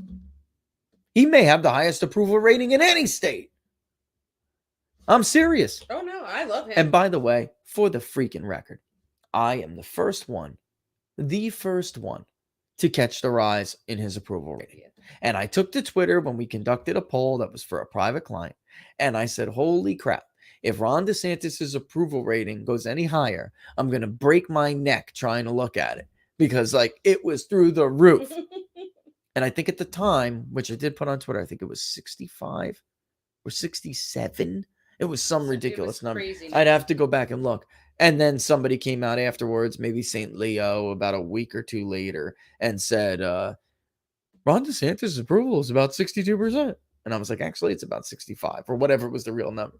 But yes, it's somebody else sees it, then I feel better because, when you get any kind of result like that, you're like, did I do something? Yeah. But I could see it was like 35% of Democrats. I mean, it was ridiculous. All right. Let's see. Is Trump's future as a kingmaker or a candidate? I'm going the order you sent them. Oh, okay. Yeah. Good right. Is Trump's future as a kingmaker or a candidate? I can tell you the last I heard, which was somebody who had spoke to Jared. He was not going to run. Donald Trump could change his mind at any time. So I wouldn't put anything in stone, but I will say that I know they're making moves to be a kingmaker. And I know it's starting out incredibly strong. Mm-hmm. And I also know that this is the right way. I think Donald Trump's way is the right way that he's going now. And that he shouldn't be a candidate again. Because the truth is, Donald Trump terrified them going back to 2012. The only person Barack Obama was afraid to run against in 2012 was Donald J. Trump. That is a known fact to people in the know. That is true. He was never afraid of Mitt Romney. Fox News lied to you. He was never afraid of Mitt Romney. Ever. He wanted Mitt Romney. He thought it would be a very traditional race and one that he could easily win, as Democrats knew the protection needed to be done in the Rust Belt. And they were fairly confident that they could eke out Florida, but they were prepared to lose North Carolina and Florida, and that was okay. As long as they could hold Michigan, Pennsylvania, and Wisconsin. And even Ohio, by the way. Barack Obama beat Mitt Romney in Ohio by 6 points. They didn't think they would lose Ohio. Obama's team was very confident they would hold Ohio. And they did, comfortably. Only for Hillary Clinton to lose it by 10 points next time. And Joe Biden to lose it by 9 this time, 8 or 9. All right. So I think this is the way he should go. That's where the path he's currently on. And I think that's the path he should go down. I'm not saying this because I'm a pollster out looking for the job. I am simply saying this because it is the truth. I'm sure John is a very nice guy. But whatever effort or organization the Trumps put together, they should get somebody else as a pollster. I have seen, sorry, John, but it's true. Bibi Netanyahu did not get quality work. Eric Cantor did not get quality work. Maria Salazar did not get quality work. And Donald Trump did not get quality work. His polling showed him up everywhere. Basically everywhere.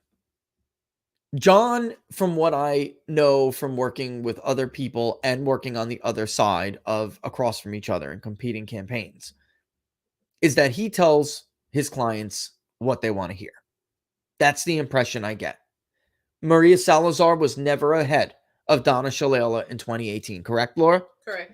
The only one who had any chance to beat Donna Shalala in 2018 was a woman named Angie Chirino, who then hired us to do polling for her. Oh, what a great candidate. She had a last name in Miami 27 that went a very long way. Her father was Willie Chirino, who was a very popular Cuban pop rock singer. Handsome guy. Yes, he is. Met him. A handsome old man, too, man. Whew. All right. I hope I look that good when I'm his age, man. Baby, you age like I a was fine wine. Thank you, baby. I was like, damn, that's a good looking guy. But they love him. And Angie needed a little bit of work, to be a little bit more positive. She was new. She needed to be shaped, not shaped to be into something she's not. She just needed to be, just polished. Succinct And she did a bad interview, which hurt her primary chances. But also, it was the factor of raising money.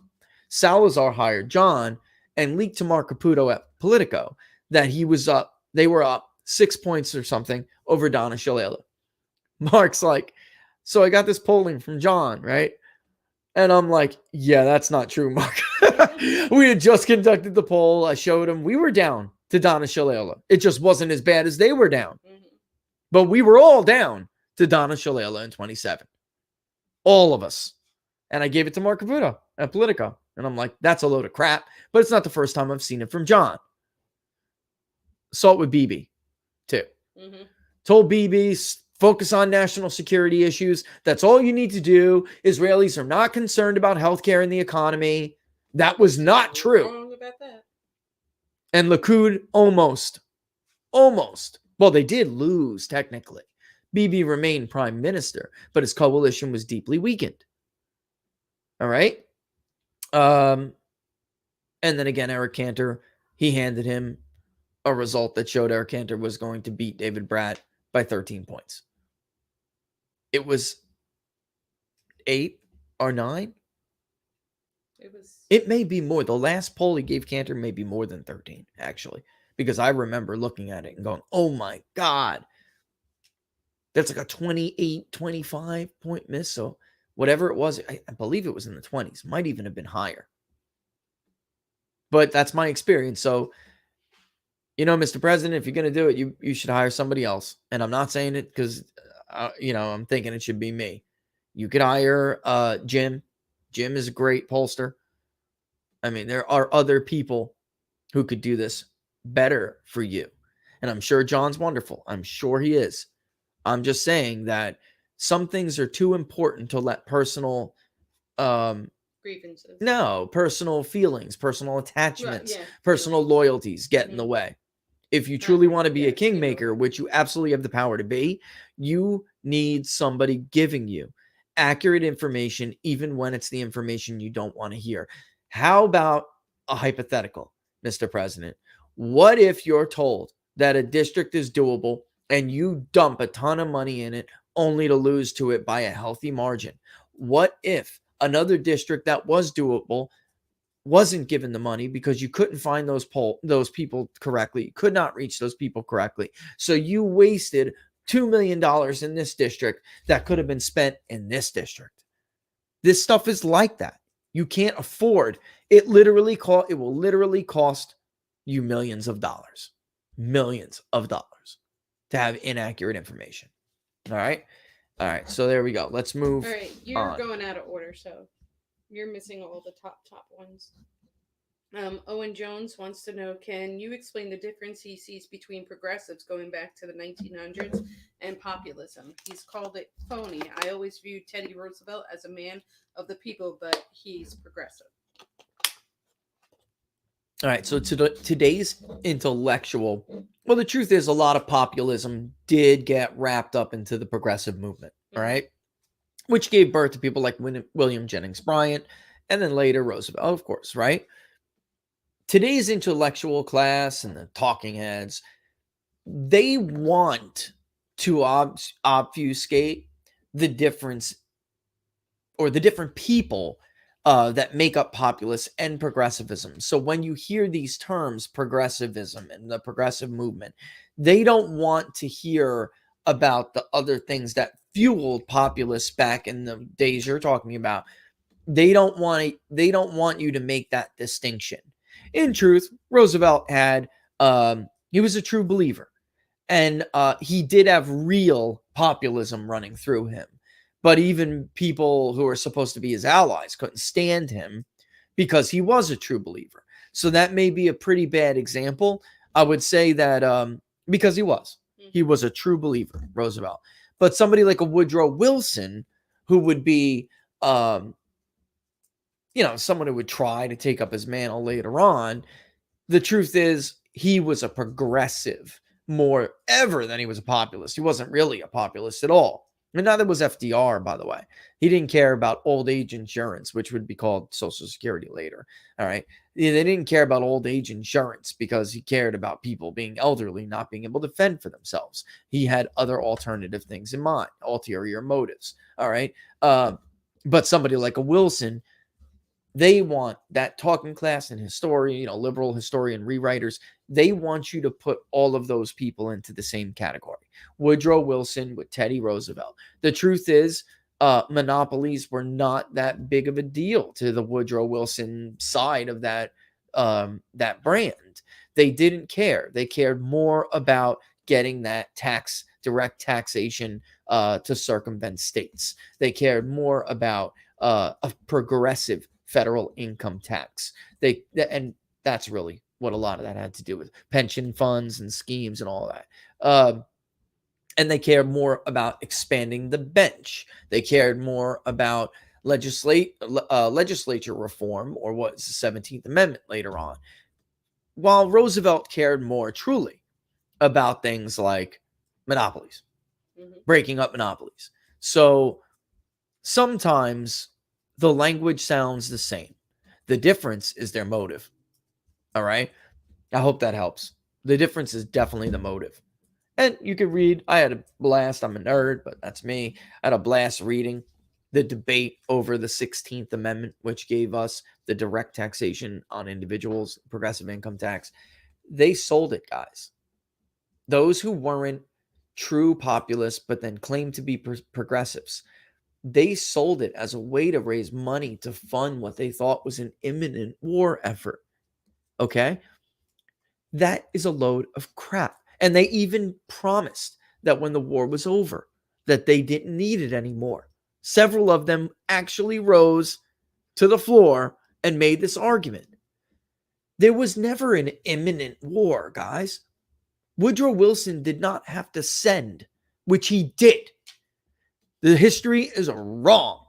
Woodrow Wilson did not have to send the Lusitania into those waters.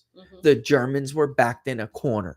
He started the war with Germans because he viewed Southern Europeans to be dirty, closer to black people than white people, and he wanted to preserve the Anglo-American connection. So he sent those people to die so he could lie to the American people and make some grand speech about keeping the world safe for democracy. What a load of crap. Just like the Gulf of Tonkin was a lie and WMDs were a lie.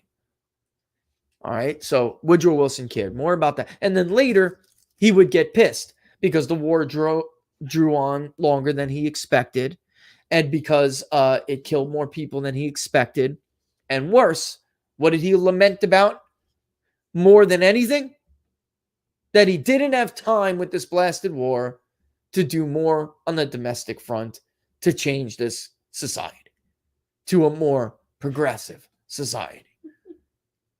Not that there were all these boys coming back in body bags. Woodrow Wilson was an A-class piece of Garbage. You're welcome. How about this? Every time I do that, I'll stop, I'll lip it, but you say garbage. Okay. Just to keep us out of trouble. Talk about callous. He's Talk just about a disgusting individual. He's a all around. horrible person. By the way, an expert. Another super smart member of the ruling class. President with a PhD is the most dangerous thing in the world. Which, by the way, even DC used to acknowledge years ago. But now they're all advanced degree yuppies who love power. Pinky up. They should move Woodrow Wilson's house from the Jersey Shore to the District of Columbia. Put that puppy on some stilts and send it on a flat and send it over. All right. What do we got next? Sabrina. Entire towns and suburbs of New Jersey are built on student athletes, boys and girls. That's exactly. The whole culture of the town rests on that. Republicans can do damage in New Jersey. Give me 1 second. No. It's all right. Give me 1 second. Why aren't you coming up? I don't know. You don't like me. Oh, I love you, babe. I love you. That's not true. I'm trying to add you to the screen. So when you do, it's not working. You'll have to look at that after. Yeah. New Jersey absolutely could have been. And if you guys remember the presentation we went over, they at least left one more seat on the table in New Jersey. And they absolutely could do damage there. I said that because I did spend many years in Jersey. And that absolutely is true. Monmouth County, Laura. End of story. Yeah. Freehold. Mm-hmm. Marlboro. Manalapan. Mm-hmm. Colts Neck. Yeah. I mean, I could just keep going on and on and on. These are communities where, and true, they had voted Republican in the past pretty significantly. Not all of them. But many like Colts Neck is a yuppie area for, rich white Democrats. T-neck. Keep going on and on. These people like to live well. They do live well. They have nice homes, overvalued, overpriced. So keep that in mind. Maybe not all of them can send their children to college. Their children still need to get a scholarship. Mm-hmm. Look, like an Oak Glen kind of neighborhood, Laura, back in the 80s. Yeah, in Howell Township, mm-hmm. Oak Glen. That's a perfect example. Nice. They were nice, modern homes, middle class, but they can't afford a scholarship to Yale or Duke or where, whatever. It's like maybe Rutgers or bust, right? Mm-hmm. And my point being, guys, is that these people, they rely wholly on this. They absolutely could damage the hell out of the Democratic Party's wokeness in those areas. And ironically, or maybe coincidentally, these are the areas where Democrats are on the rise. Like a place like Colts Neck right now, and would be very difficult to get to get through to some of them. Even in Freehold, Cherry Hill, a lot of Republicans, but I'm not going to bring her up. But a lot of very pampered, very out of touch white women who never had to scrounge for anything a day in their life. I mean, I know these people. I know them well. Sadly, I'm not going to say it. I'm related to some. They don't understand the problems of the world. They are very sheltered and very cared for. But God forbid you take her daughter's track scholarship away, she's going to lose her mind. And then it won't matter. And in fact, we saw something directly. I have a liberal in my family. I'm not going to bring her. I love her to death. All right. So this is not going to be that. We still put politics aside. Yeah. She's my homie. I love her. Except for Trump, because of what Trump, going back to the Kingmaker thing, he left himself vulnerable. He made it easy. The strategy that they had developed, even going back to 2012, when Barack Obama was afraid of him, they made it easy. He made it easy on them to implement their plan, which because of his attitude and his style. All right. But this person in my family voted Republican all down the ticket this year because something Democrats did impacted her personally. It had a direct impact on her family and her husband. Now, I'm not going to get it. I don't want to blow her up. But they were threatening them with their wokeness. They're not troublemakers. This job, and I'm not going to say because I want these trolls to find out who it is and then berate her because she was also once the target of wokeness because of a joke. A joke. Even though she herself, believe me, is woke in this topic. But she made a joke and beyond woke. Like, so woke, it scares the woke people. Yes. My point being is, when something impacts your life directly, things change. Things change. And I'm not talking about, this is the thing Paul Ryan and the rest of these idiots cannot figure out. I'm not talking about their paycheck.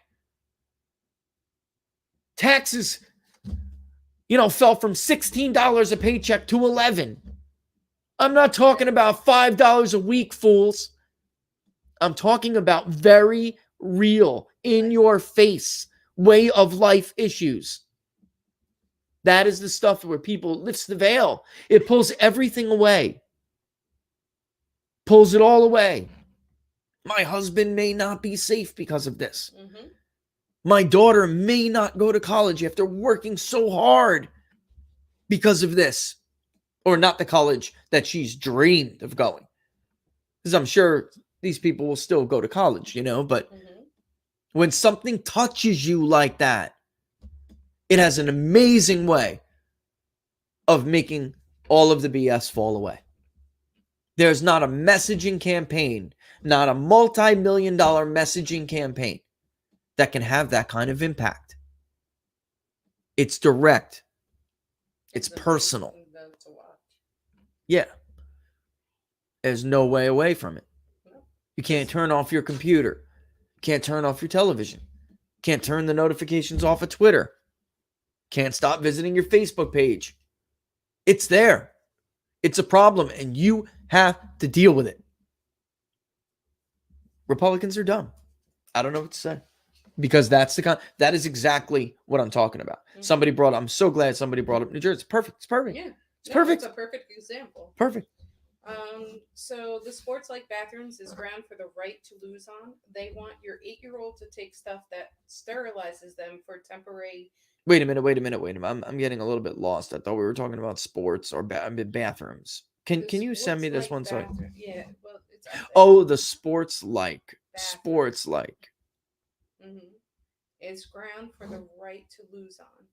They want your 8-year-old to take stuff that sterilizes them for temporary genders. Is this a question or just a comment? I guess it's a comment. I thought it was a question. All right. So many National Guards in D.C. right now for so many different states. I wonder how that would have played last year during the riots. Yep. Why are they there? That's a great question. But I did that already. Oh, I did it. Yep. And it's because they're afraid they have lost regime credibility. Yeah. You did answer that. Here's one. Criollo 5. I've heard conflicting things about and wanted to check with me. Did Trump lose white male voters from 2016 to 2020? Okay. Here is, because it's complicated. He didn't lose any because he got more of them than he got in 2016. What happened is that there was a larger number in the electorate, and he didn't win it by the same margin. So the media takes that and says he lost those voters. What happened is definitely something that in a state like Pennsylvania can have an impact, or Michigan. I saw it in the polling in Michigan myself. He clobbered Hillary with males in Michigan. And he still beat Joe Biden with males in Michigan. He just didn't beat them by that much. There were some working men, and I am more and more, and you remember when we were going over the voter fraud investigation, the findings of voter fraud in Michigan, and I said that I feel, after talking with Patrick, who was working on it with us, we asked, he's a fraud investigator, we were asking him to help us with it. We were discussing, something feels very union about this. Nobody else has the organization or the power to make people comply the way that unions do. And I think that I know there was a bigger push this year or last year, for unions to keep their members in line. And they went on these real big disinformation campaigns, everything from disinformation to threats. And the idea was Joe Biden is not Hillary Clinton. Joe Biden is not like the woke people in the Democratic Party. He will protect the unions. And the union leadership from different unions sold this to their leaders and then, their members. And when it didn't work, they also did, use threats in some cases that we would talk to. But the fact of the matter is they renewed that push, and looking at where some of the votes came in, that had an impact. All right. Even without talking about the mail-in voting. I also think what I think about mail-in voting, and we ourselves have found a lot of men who just magically reappeared out of nowhere.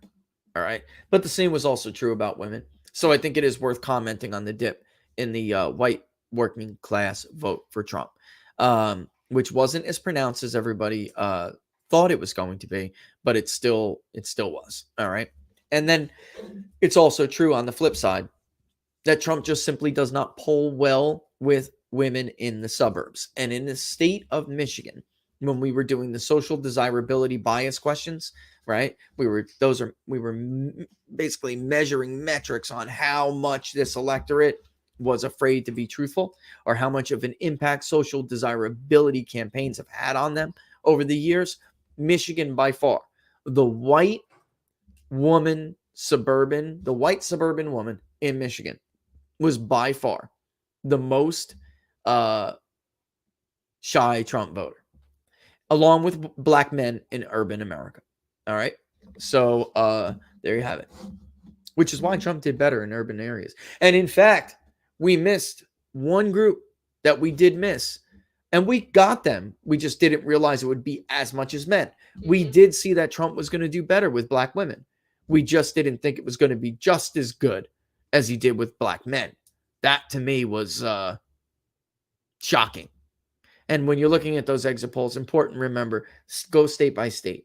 Everybody wants you to look at the national exit polls, and then from that, infer everything. So if you look at the national exit polls, then you then apply what you think lesson you learned from that into Pennsylvania, or into especially a state like Wisconsin. Trump didn't do bad in suburban Wisconsin at all. At all. He did pretty well with people who had college degrees. So that was just wrong. Not the narrative. They were just wrong there. Right. Mm-hmm. If he was going to have the bloodbath in suburban areas, he would have lost Kenosha. Period. End of story. He would have lost the county of Kenosha. He could have lost Racine, which was once a very Republican area. Paul Ryan used to win it with 65% of the vote. And when he was on the ticket with Mitt Romney, he couldn't even freaking carry his own district for Mitt Romney. All right. Friend of Abe wants to know. Here, let me just get a little water break here. If you're not popping up, I'm just going to put up the thing here, guys. Okay. Go ahead. Wait. Let me put you on. Me off. There you go. All right. Sorry. Friend of Abe wants to know, sorry if I missed ever commenting on this previously, but what do you think about the data team at Fox News getting dumped? I know their Arizona call on election night pissed a lot of people off, but the powers that be stood behind that call at the time. It seems only when their ratings tanked did they make their transparent move to try and win back conservatives, especially if the Arizona audit ultimately proves that call was accurate. Wow, that was lengthy. Actually, leave your mic on. I'm just going to, all right, cool beans. Yeah, that's actually a really good question. I always say this. I love Tucker. Appreciate him having me on and everything. I think he does great work. But with the rest of Fox News, they are probably the biggest frauds in the industry. At least MSNBC and CNN are open about what they are, right?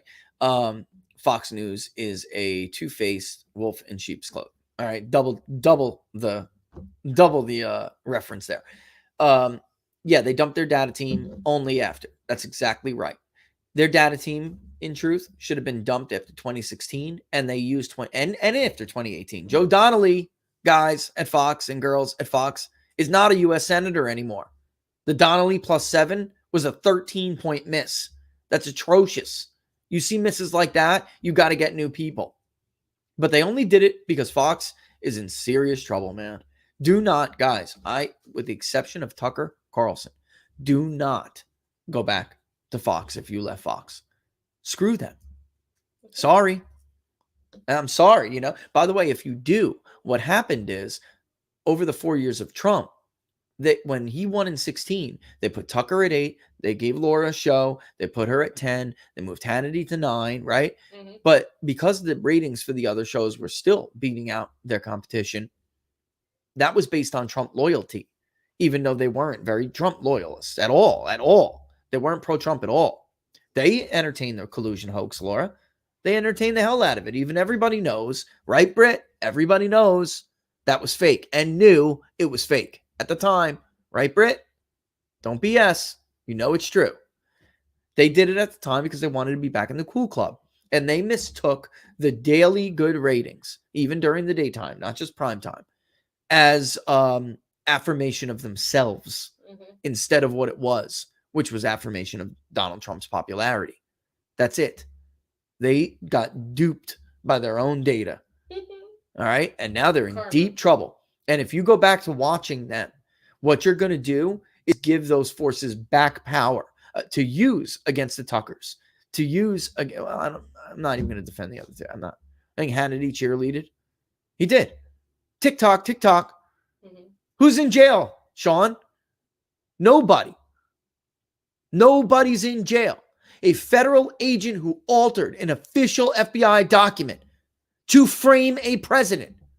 Kevin got less time than your average drug dealer in urban America who gets caught on a first-time offense with a couple of bags of rock. Are you kidding me? TikTok, nothing. You led people into complacency. You led people into a false place, a false state of mind, false expectations. So you'll give them, though, power back to use against Tucker. So when Tucker covers voter fraud, has people like me on, like he did, they have to shut up and take it because he's their only honeypot now. Yeah, he's their moneymaker. He's it. If you go back, they'll do it again. They're like rhino Republicans. They're like the Republican establishment. They make the same mistakes over and over and never learn their lesson. All right. So there you have it. I agree with that is my point. And with Arizona, they are beyond out of their mind when they try to use the ultimate official result to justify that call. That call was used as a predicate to stop counting on election night. The narrative was supposed to be, they did what they did in 2018. And everybody in the media was relying on Fox to do it because they felt that Fox had some credibility with other people. Well, they were wrong. Well, that was a miscalculation. You called them out and they got... And the narrative was supposed to be that Donald Trump lost a must-win state and that there was no path. But what happened?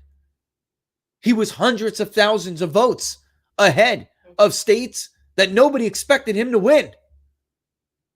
So they needed that as a predicate to stop counting. Even our own State Department.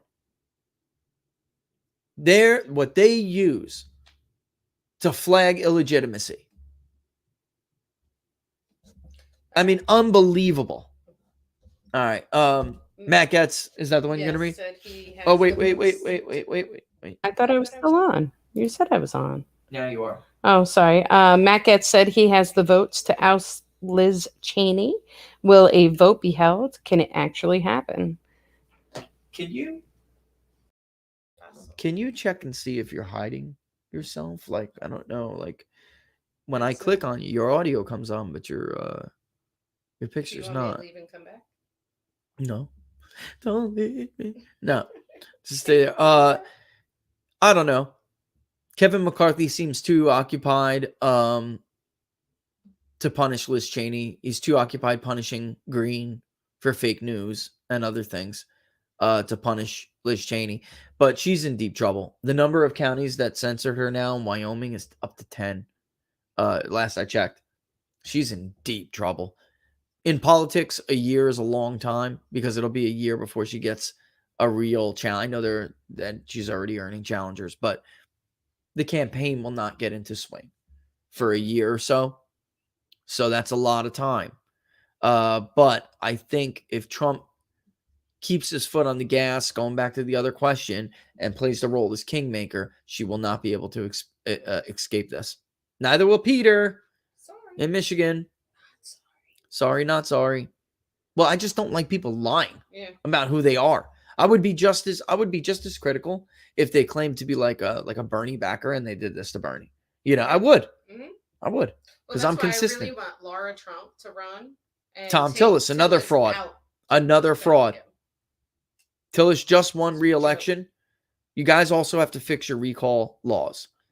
For years in a lot of these states, Mitch McConnell's one of them.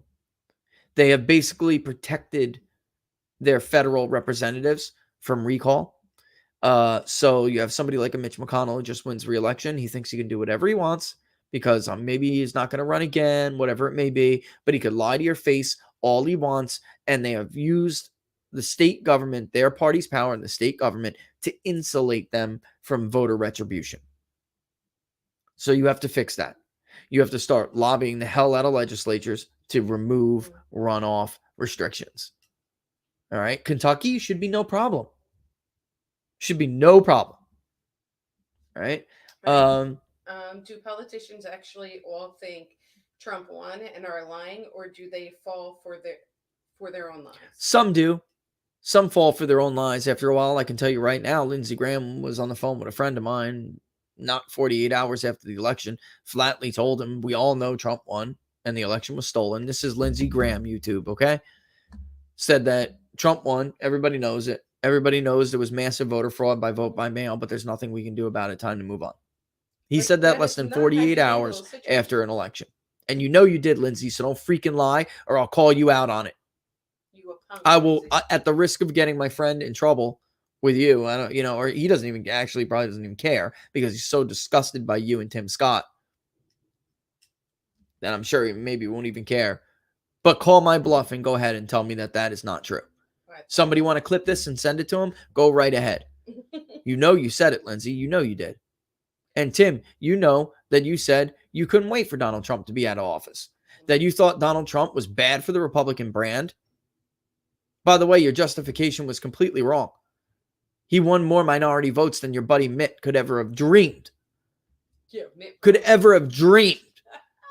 Your problem in this party is because you sat on your thumbs rotating for 30 years while the liberal institution while institutions of power were taken over completely by liberals. And now they mass manufacture entire neighborhoods and demographics against you. That's why you were wrong. That's why you have a problem now, not because of Donald Trump. And because you care more about corporations than you do the people. Now go inside trade. I have another question to ask. I love you. What are your thoughts on DeSantis's proposal to fine $100,000 per day on big tech censoring political candidates? Does this have teeth, or is this a window dressing? I mean, I'm sure if Ron could, it would have teeth. We'll see what he does with it. Ron ain't playing. No, he's not a joke. Ron is not playing. He does not make empty threats that he will not at least try to impose. Jim Jordan, I wish I could say the same for you. You had your chance. You blew it. You blew it. He could have been something. I suggest a lot of you go to opensecrets.org and see how much money your Republican friends take from Facebook and the rest of them. Georgia changed their laws because Mark Zuckerberg, didn't change their laws. That's not true. Georgia ignored their laws and their entire system of government because Mark Zuckerberg stuffed their pockets. Oh, what a perfect segue to this question. Has Rich talked about the Secretary of State, Kathy, I can't say. In PA? In PA resigning? No, I haven't yet, but the Attorney General's got to go too. Mm-hmm. Another piece of garbage. How do you declare that you won the state days before the election? He said it to people. He wasn't even trying to hide it. We're going to find a lot of votes in Allegheny County. We will find the votes in Allegheny County that Joe Biden needs. Yeah, it's special. And the Secretary of State in Michigan should be forced to resign too. She's a liar. Mm-hmm. An absolute liar. All right. Next. All right. And then it's Identity 1:30. politics has distracted a lot of the left-wing populists, unfortunately. Half of them don't realize everything they have in common with the right against the ruling class. That's right. That's right. That's a great observation. I was talking to Kurt Schlichter about this the other day. That's a great observation. And that is what I meant when I said that Trump kind of made this easier. It's all in WikiLeaks. You could read it for yourselves. They were terrified of Donald Trump in 2012. When he ran in 2016, they were bricks. Okay. They thought that Donald Trump's celebrity, because he was a populist, that his celebrity would be able to cut through racial identity politics. All right. So they had to evolve it into something else. And they had to really smear him bad. That's why the media went full bore from the jump with the lie about all Mexicans are rapists. That's why they went full bore from the jump with the lie that Donald Trump calls for a Muslim registry. That isn't at all what happened on either account. And that's why they've continued to go full out and lie about the very fine people hoax. But Donald Trump made it easier for them to do because of who he is personally, stylistically. He made it easy. But that's why I think it's probably best for the populist movement if Donald Trump plays Kingmaker and we see someone else who rises, who can unify those people. Because it's there. Believe me, it's there. And Trump did get some of them. Lansing Hills, Michigan. Remember her? We're conducting a survey. Who are you going to vote for? And she said Donald Trump, even though she was a registered, well, not registered over there, but a longtime Democrat and a self-described liberal. She voted for Bernie and voted for Donald Trump. She did this twice, in 16 and 14. However, there were some differences in, again, life experience, I guess, you know? So she wasn't totally the target. She wasn't a right. It made her not a ripe target for social desirability bias campaigns, whereas most people in her demographic would be, you know, but she was an exception. And she had friends who also didn't like Joe Biden, didn't like Hillary Clinton, but they were going to vote for Joe Biden this time because, as she put it, they're not able to see the issues. They're too angry and offended to see the issues, to see that they're going to vote for somebody who really stands and has stood for and will stand in the future something that does not jive with their own ideology. So somebody else, because of Trump. So somebody else needs to be able to unite that. Needs to be more like a Reagan kind of personality. Maybe not even tougher than Reagan is fine, but you know, guys, you know what I mean. You know what I mean when it comes to Trump.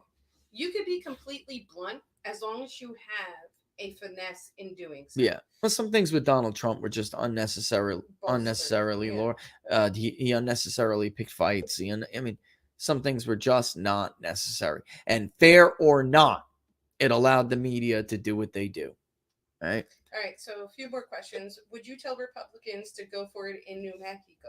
No. Their schools are going to be underfunded from Biden's action. Not right now. No. Let them suffer. You want my truth? You want my truth, guys? I don't like human suffering at all with anybody, but let them suffer. And then get what they asked to get. You get the government. The government you elect is the government you deserve. Thomas Jefferson. Amen. What would the global strategic objectives of a fully populist America be? Well, I'm not sure there would be a global, cooperation without intervention.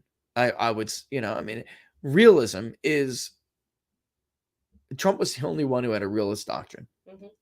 And look how stable everything was. Beautiful. He had Middle East peace deals nobody could have gotten. He had China's, you know what, in a jar.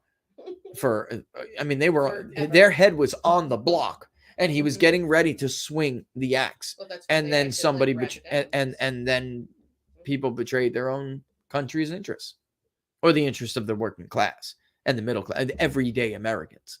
That was in their interest. To do that was in their interest, because the people we're talking about, they benefit from this.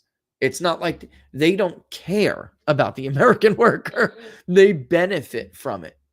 It's really that simple. But I would say that war is the last resort, guys. Yes. And if you meddle in other people's affairs, then you are bound to find yourself in conflict. Now, that doesn't mean that you can't develop coalitions and balance against other threatening powers. That's what realism is all about.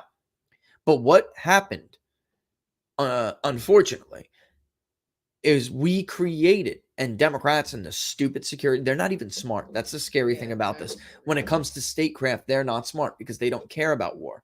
They don't care. They make money. Their friends will make money. Then they'll leave government and they'll get a job with those friends in those firms and make more money. I mean, this is the problem. But we effectively isolated Russia and drove them into the arms of Xi Jinping with these fake Russia boogeyman nonsense. Russia's the only one who saved us from financial destruction during the Great Depression. The Chinese, they would have recalled all that debt and drove a stake through our heart. In fact, they wanted to. And Vladimir Putin said, I don't think that's prudent. I wouldn't want that to happen to me. And I don't think it's prudent. I don't want to see a rabid America with fighting.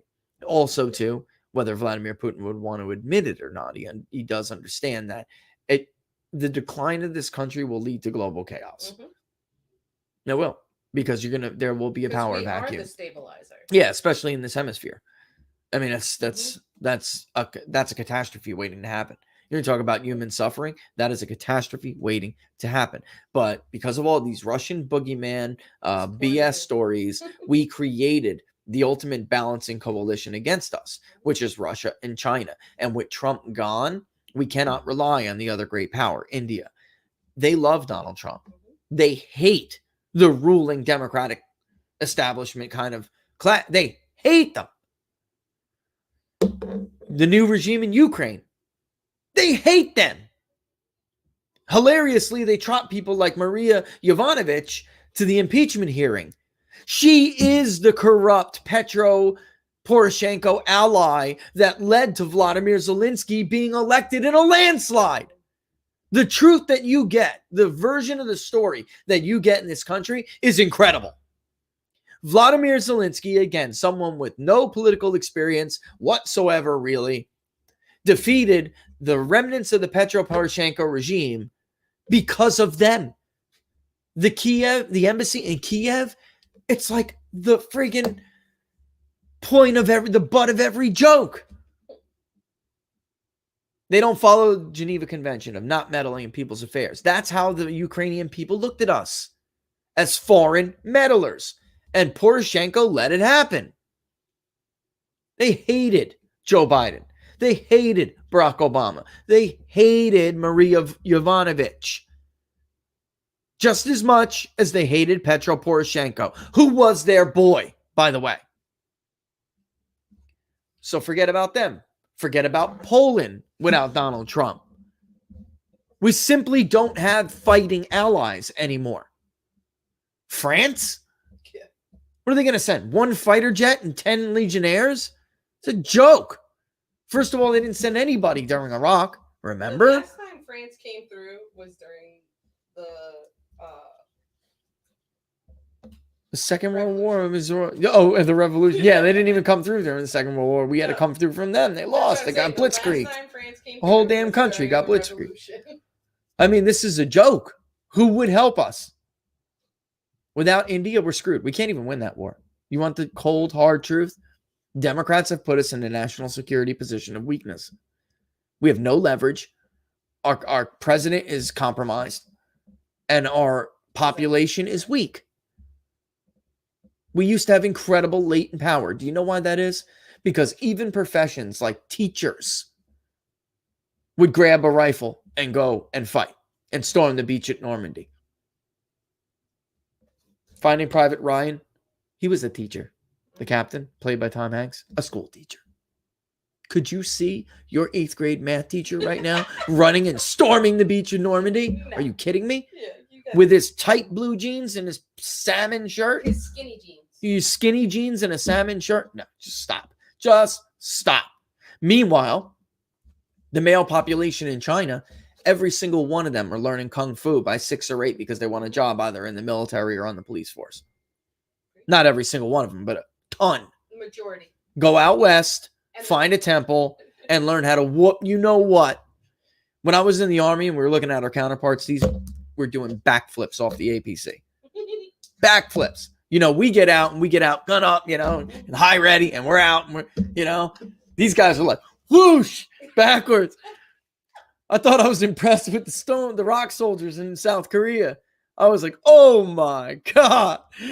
Jeez, can I just throw a grenade at all those sons of... Like, please save me some. No way. Close quarter combat with that. Shoot him. But it's true because it's sad. Like, you know, is Nate Cohen going to defend you against the Russians that his paper smeared? So when the Spetsnaz come, you know, is Adam Schiff's and company going to stop the Spetsnaz that they pissed off? Come on, this is a joke. These are the caliber of men that we're raising, and masculinity is being punished. While these two are living on societies that what? Basically like have more in common with Rome than they do the West. There's powers to be celebrated. Strength is to be celebrated. Masculinity is to be celebrated. I mean, really. Yeah, and then so is feminine. But I'm saying, like, in their own. I don't even mind if you're a smart person and you are, but if you have the ability and the means to turn around and learn and fight. Of course. I mean, but we're not even raising those kind of. That's people. The name they actually gave. That's why my name was the way it was. Bei Rishu. That's the name in Chinese that I was called. That's what they gave me. And it means the warrior scholar. Because it's nothing wrong with thinking it through, but you still have to be a fighter. You still have to be. You have to go towards it, not run. And this is not an attack on anybody, by the way, anybody's sexuality. Alexander the Great was really in love with Hephaestion, his right-hand man and longtime friend. But he could pick up a spear and get in the middle of a phalanx with the best of them. I'm talking about the rejection of that element of masculinity. The Greeks did what they did. They still didn't reject masculinity and strength. All right. Alexander ended up taking 50,000 Macedonians and conquering the entire known world. So don't take this the wrong way. That's not what I'm saying here. You know what I'm talking about. If you ride public transportation, then you know the guys I'm talking about. And before, because I know this is coming to a close here, I just want to say this. You know, we talked this story about with Laura with the mask, the guy in the grocery store with the mask, the other guy who assaulted the woman in Michael's, all because the mask isn't on properly. And then what happened with Marjorie Green the other day, right? These guys, this is what it's breeding. Like, so like these beta men are using wokeness as a way to like abuse, because it's like, that is abuse, you know? Oh, yeah. But when I turn around to set back women's put on that mask. They're trying to like set you back using wokeness. It's just a different way of doing it. So I said this on What Are the Odds Monday, but it's true. It's like the women used to have to worry about burning the kitchen and getting their butt whooped by their husband all these decades ago, right? Now they don't have to worry about burning dinner. You just better put your mask on correctly, woman. Yeah, I mean, this is crazy. I mean, that guy really wanted to put like a mask on me, and he wanted to be physical. Yeah. You could see it until I turned that corner. But he didn't. Funny thing is, he got as as good as he gave with Laura. All right, so she spun around. She's like, make me, right? And he was like, and then by the time I got, but he is like, because he is what he is, he can't do that or exert that kind of authority over anybody or anything else in his life that has the means to push back. So it's like weird. And I saw it with the staffers the other day too. As a woman, though, that's for me to fold and cry. That's right. It just look. I saw the same. Laura, what happened to you? What happened to that other woman? And Mike, I saw the same thing the other day with those staffers. They are like trying to use it as an outlet. Like, so they're using wokeness as a way to take like this aggression, this pent up beta aggression out on women because they can't do it against men. It's sick. We're like living again. We're off the rails. Title of the show. We are off the rails. We're living with everybody's mental trauma.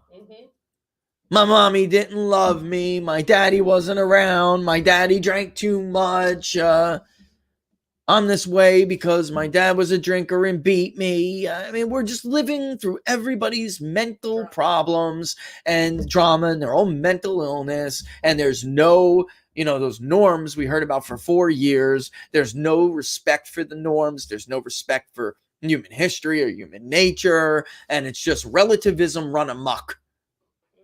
No truth. No, this is right and this is wrong. We're off the rails. Yeah. All right. Just one more. Let's roll. This was actually an interesting question. Chase wants to know reference to Candace Owens. I've yet to see a Black conservative who does poll well with minorities. Example, Clarence Thomas or Candace Owens. Can you give one who does poll well with minorities? Okay. First of all, let me just answer why that may be. All right. Well, first and foremost, you have to remember that the proportion of the portion and representation of the population of Black Americans, for instance. All right. You're not going to do that well unless you break into urban areas because of the disproportionate representation of them in urban areas. All right. So when you have somebody like a Candace Owens, she doesn't come from their ghetto, guys. Okay. She's not from their hood. Okay. Or even a hood like theirs. All right. She represents what they view to be really just still suburban white America. So she's not speaking to those needs because she's not that kind of person. She's used to be a Bernie supporting, there's no privilege here. I don't want to use that word. I'm just saying they don't view her to be in the same pot. All right. And most of the Republicans that they find are not. Right. So the way around that, even though it was Utah, the way around that would be to find like somebody like a Burgess Owens or Herschel Walker or so. Herschel is very popular with Black men. All right. That's somebody who does poll well. And we know that, by the way, because there's I don't want to jump ahead of myself, but Republicans or populists who are trying to take over the Republican Party, if they want to appeal to minorities, they're going to have to start first. They're going to have to do the long, hard work. But a great place to try to at least break into it is to find people who have a credibility or who have a celebrity about them. That's why the Democrats were even afraid of a white old man whose name was written in gold everywhere, because they knew that Black men admired the hell out of him. And man, I want to be Trump. And that he's got it going on. Yes, he did. I mean, multiple references and not bad ones until he was president, because people were trying to sell records and keep their record label. I mean, it's the biggest act of cowardice you've ever seen, because and I know that everybody wanted to, sling until they were Trump. I mean, right? So, until that long, hard haul of really getting to know these communities and, finding allies in these communities and really competing in these communities, there's only another way for short-term gains, which is find somebody who has credibility with that community. All right. And again, that's what we're trying to do. And so far, somebody like Herschel Walker did poll very well so far with Black Americans. We'll see. We'll see if it keeps up under assault. But somebody like a Herschel Walker doesn't have the attitude that Trump has, So yeah, he'll fight, but he does it with a grace instead of a crassness. And I think it would be very difficult to smear Herschel Walker, somebody like him. All right. So last question. It's 150. All right. Last question. Last call. Last call. Maybe I missed this, but where is the GOP base on Green? If they are with her, how do we convey our displeasure at her treatment by GOP to them? Green. Green. Green. Now, unless I'm saying that wrong. But I thought it was Green. Hold on. I'm sorry, I was just reading some other comments. And Herschel's son. Yep. Call them. Flood their offices. Call them. Right? I would say, too, you could even, under normal conditions, go and tell them how you feel at their office. But I don't think you could do that right now. You'll get in trouble. All right? You could find yourself in trouble, so don't do that. All right? But so that leaves you with calling, emailing, and or multiple times. In mass. Lots of you. Call Kevin McCarthy and express to him your extreme disappointment with his actions and your extreme disappointment with the actions of his state delegation of Republicans, if you wish. All right? I mean, that's really what you could do right now. That's it. Yeah, Marjorie Taylor Greene we're talking about. Yep. All right. So, that's all you can do right now. And, you could threaten to primary as lieutenants. I mean, that's all there is to it. You think somebody like a Steve Scalise can afford to step out of line? He's in Louisiana. He could be beaten easy. He steps out of line, so that's what it is. Yeah, I know. I'm trying to remove that, but I can't. You can't see whatever. Oh, what you wrote? Yeah. Let's see. One more. Oh, that's a good question. Last one. Redistricting. Well, it's a good thing for Republicans that they maintain state control. Here's the problem. Here's the issue with that. Democrats are going to sue. All right. They're going to sue, and they're going to sue a lot. Why? Look at North Carolina 2 and 6. Those are completely rewritten districts, and they have gotten that inch that we were talking about. And that's another thing. The right, they're not willing to fund these things like leftists are willing to fund it. So where are the lawsuits to to Biden's executive orders? His ridiculous number of tyrannical number of executive orders. The plan for Democrats in 2016 after Trump won was when he gets in office the next year, every time he writes an executive order, to challenge it in court, even if it's frivolous. Why? Because the strategy wasn't even to win. It was to bog down the judiciary. This way it moves slow and delays the Trump agenda. Delay and deflect. That's why they were holding up his appointments. That's why they were suing like crazy. Where's the right? Why is Ken the only one? And I'm talking about the Attorney General in Texas. Why is Ken the only one to announce a lawsuit against a single one? By the way, he won. He got his injunction. It's astonishing. It really separates the men from the boys, doesn't it? Doesn't loss in governing separate the men from the boys? So does winning in governing, by the way, because you really got to see when the Republicans had every single house. They had state legislature dominance. They had White House dominance. They had Senate control. They had House control, and they screwed you. They screwed you. Somebody just wants to know where they can get information about the sinking of the ship. The Lusitania? I mean, it's everywhere. It's everywhere. If you want, remind me. If they come back on Friday, I'll give them something. First of all, crisis in foreign policy. I can't give you like a URL. I'm not. You could always go back and forth on stuff like that. Like, well, here's mine from the Washington Post. Oh yeah, here's mine from this one. Mike Hunt, Crisis in U.S. Foreign Policy, will illuminate a lot about Woodrow Wilson. In fact, Do you have? I have a copy over there. Can I show them what it looks like? Can you get it? Don't I have it? Crisis in U.S. Foreign Policy, Mike Hunt. It's a blue book. I had a lot of books. Yeah. A lot of foreign policy books, a lot of political books. I rarely buy books that are like from people, although I did buy Byron York's Obsessed, stuff like that.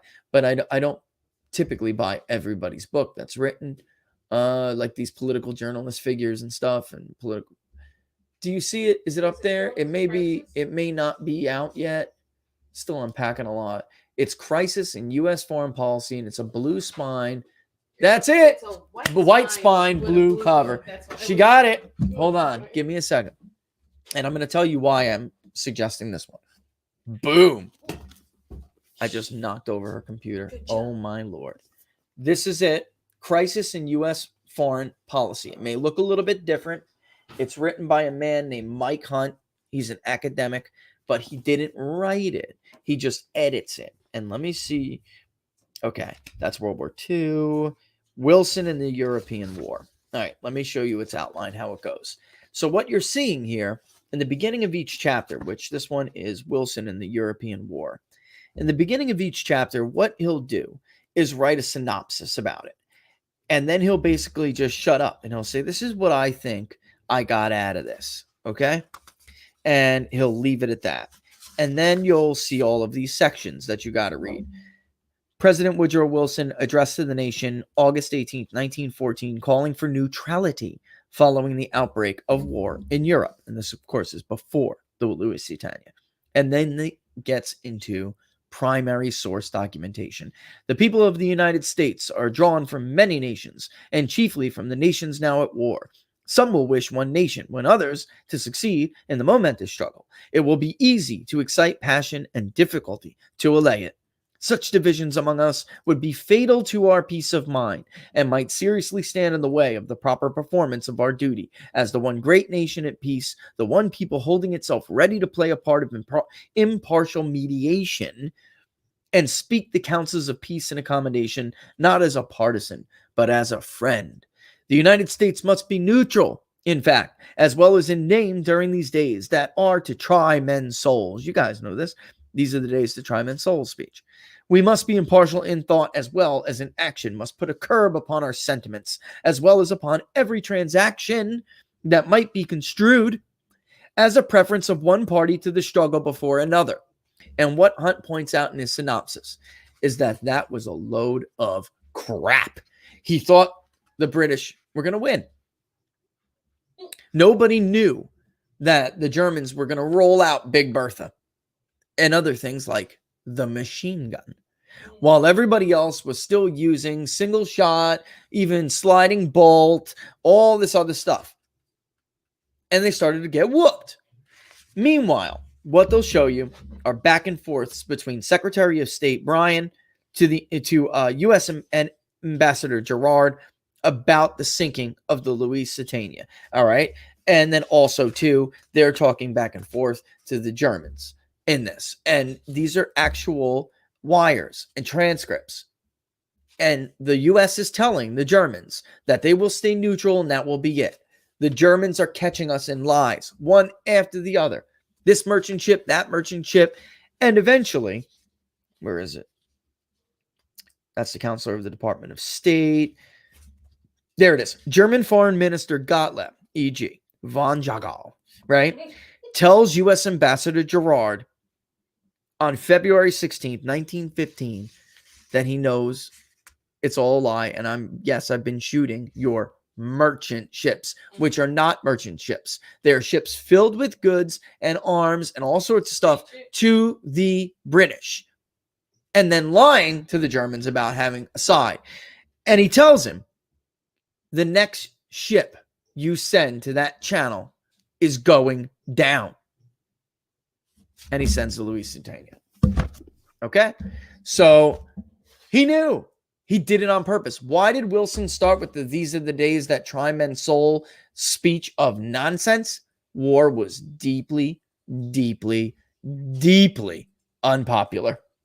Americans didn't give a rat's garbage about I forgot what word. the British and the French and their problems. We were a young nation in a great time of buildup and industry. Republicans, by the way, are trying out a new slogan. It's one they've been using for years, but it's called America First. We need to worry about our workers and our domestic businesses. Wilson and the Democrats are really secretly in favor of this war, and they're doing it because they want new trade relations with Western European nations, which will hurt the American worker and hurt the American small business owner. Sound familiar at all? This has been going on a long time, guys. The Wilson PhD crowd, again, the most dangerous thing in the world is a president with a PhD, believed that something called interdependence would stop war. Now, and they got rich off it. Coincidentally, of course, not connected. They thought that if they could get Europe to be interdependent on each other, trade-wise, there wouldn't be any fighting.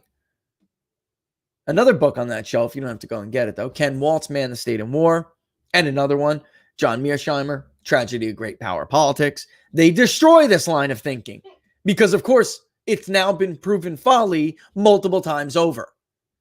In fact, in many ways, they argue that the world was more trade interdependent than it is now because of the goods that we each relied on each other to get. A lot of things now are kind of wants. Back then, they were kind of needs. Very different. So you're considering whether to go to war with a country that is exporting something to you, that you import, that you need. Now we're just worried about cheap plastic kids' toys from China. Or electronics, components. And of course, under the Obama administration, rare minerals that we won't allow to mine in our own country. Donald Trump did not want that. He wanted us to get our own. These minerals are very important, especially when it comes to defense. All right, so yeah, again, crisis in U.S. foreign policy. And the reason why I'm telling you that by Michael Hunt is because you don't have to take my word for it. You don't have to take the word of Michael Hunt. You could read, and then, of course, the ambassador goes back and Brian and the Secretary of State and Ambassador Gerard go back to Wilson and say, listen, the Germans now, we're at the ultimatum moment. If you send these ships anymore, they will fire. This time, I believe them. What was Woodrow Wilson's response? Send the Lusitania. He wanted an excuse to turn public opinion against the Germans and for war. He wanted them to be pro-war. He needed something that outraged Americans so badly. And it was the Lusitania. By the way, while we're on the topic, and this one always pisses everybody off, you read that, you'll also find it's very clear that FDR absolutely knew that the Japanese were going to bomb somewhere, maybe not knew exactly where, but he knew he was provoking an attack. And he did it again on purpose. And he came very much from the same wing as Roosevelt. Very much. He knew that it was going to happen. The minute he placed those embargoes on Japan, they're talking about it. You can read it for yourself. Don't take it. Don't take my word for it. Buy the book. These are nothing but their records. It says, frankly, the Japanese ambassador is like, listen, you're killing us. You're strangling us. No metal, no oil. This empire this country wasn't even an empire yet, only has time for 6 months, for 12 months, whatever it was at the time. Please remove the embargo. If you're truly neutral, you would not have this embargo. If you don't take it off, you're going to force our hand because we'll have to fight on our terms. And Roosevelt denied it. And we got a dose of our own medicine because he was doing that crap to them while pretending to be in good faith negotiation efforts. And the Japanese give it back to us. They hold that, or they at least say that they're going to hold that last meeting for peace. And while it's going on, and while the Americans are waiting for the ambassador to show up, the Arizona gets hit. They did it back. It was an in your face. They did this back. They were not the first to be injured. I hate to tell everybody. My grandfather fought in World War II. It was his duty. He went, he did it. But that war was not unavoidable.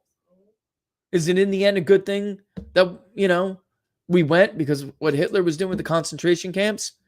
Personally, that kind of stuff bothers me pretty damn bad. So, I tend to lean to yes, of course. But there is an argument to make that all of those boys did not have to die. Or at the very least, we did not have to force Japan into the arms of Hitler. Like we just forced Vladimir Putin into the arms of Xi Jinping. When I tell you these people are stupid and make the same mistakes over and over and over and over, they do. History. All of this sounds very familiar, doesn't it? Especially the World War I analogy.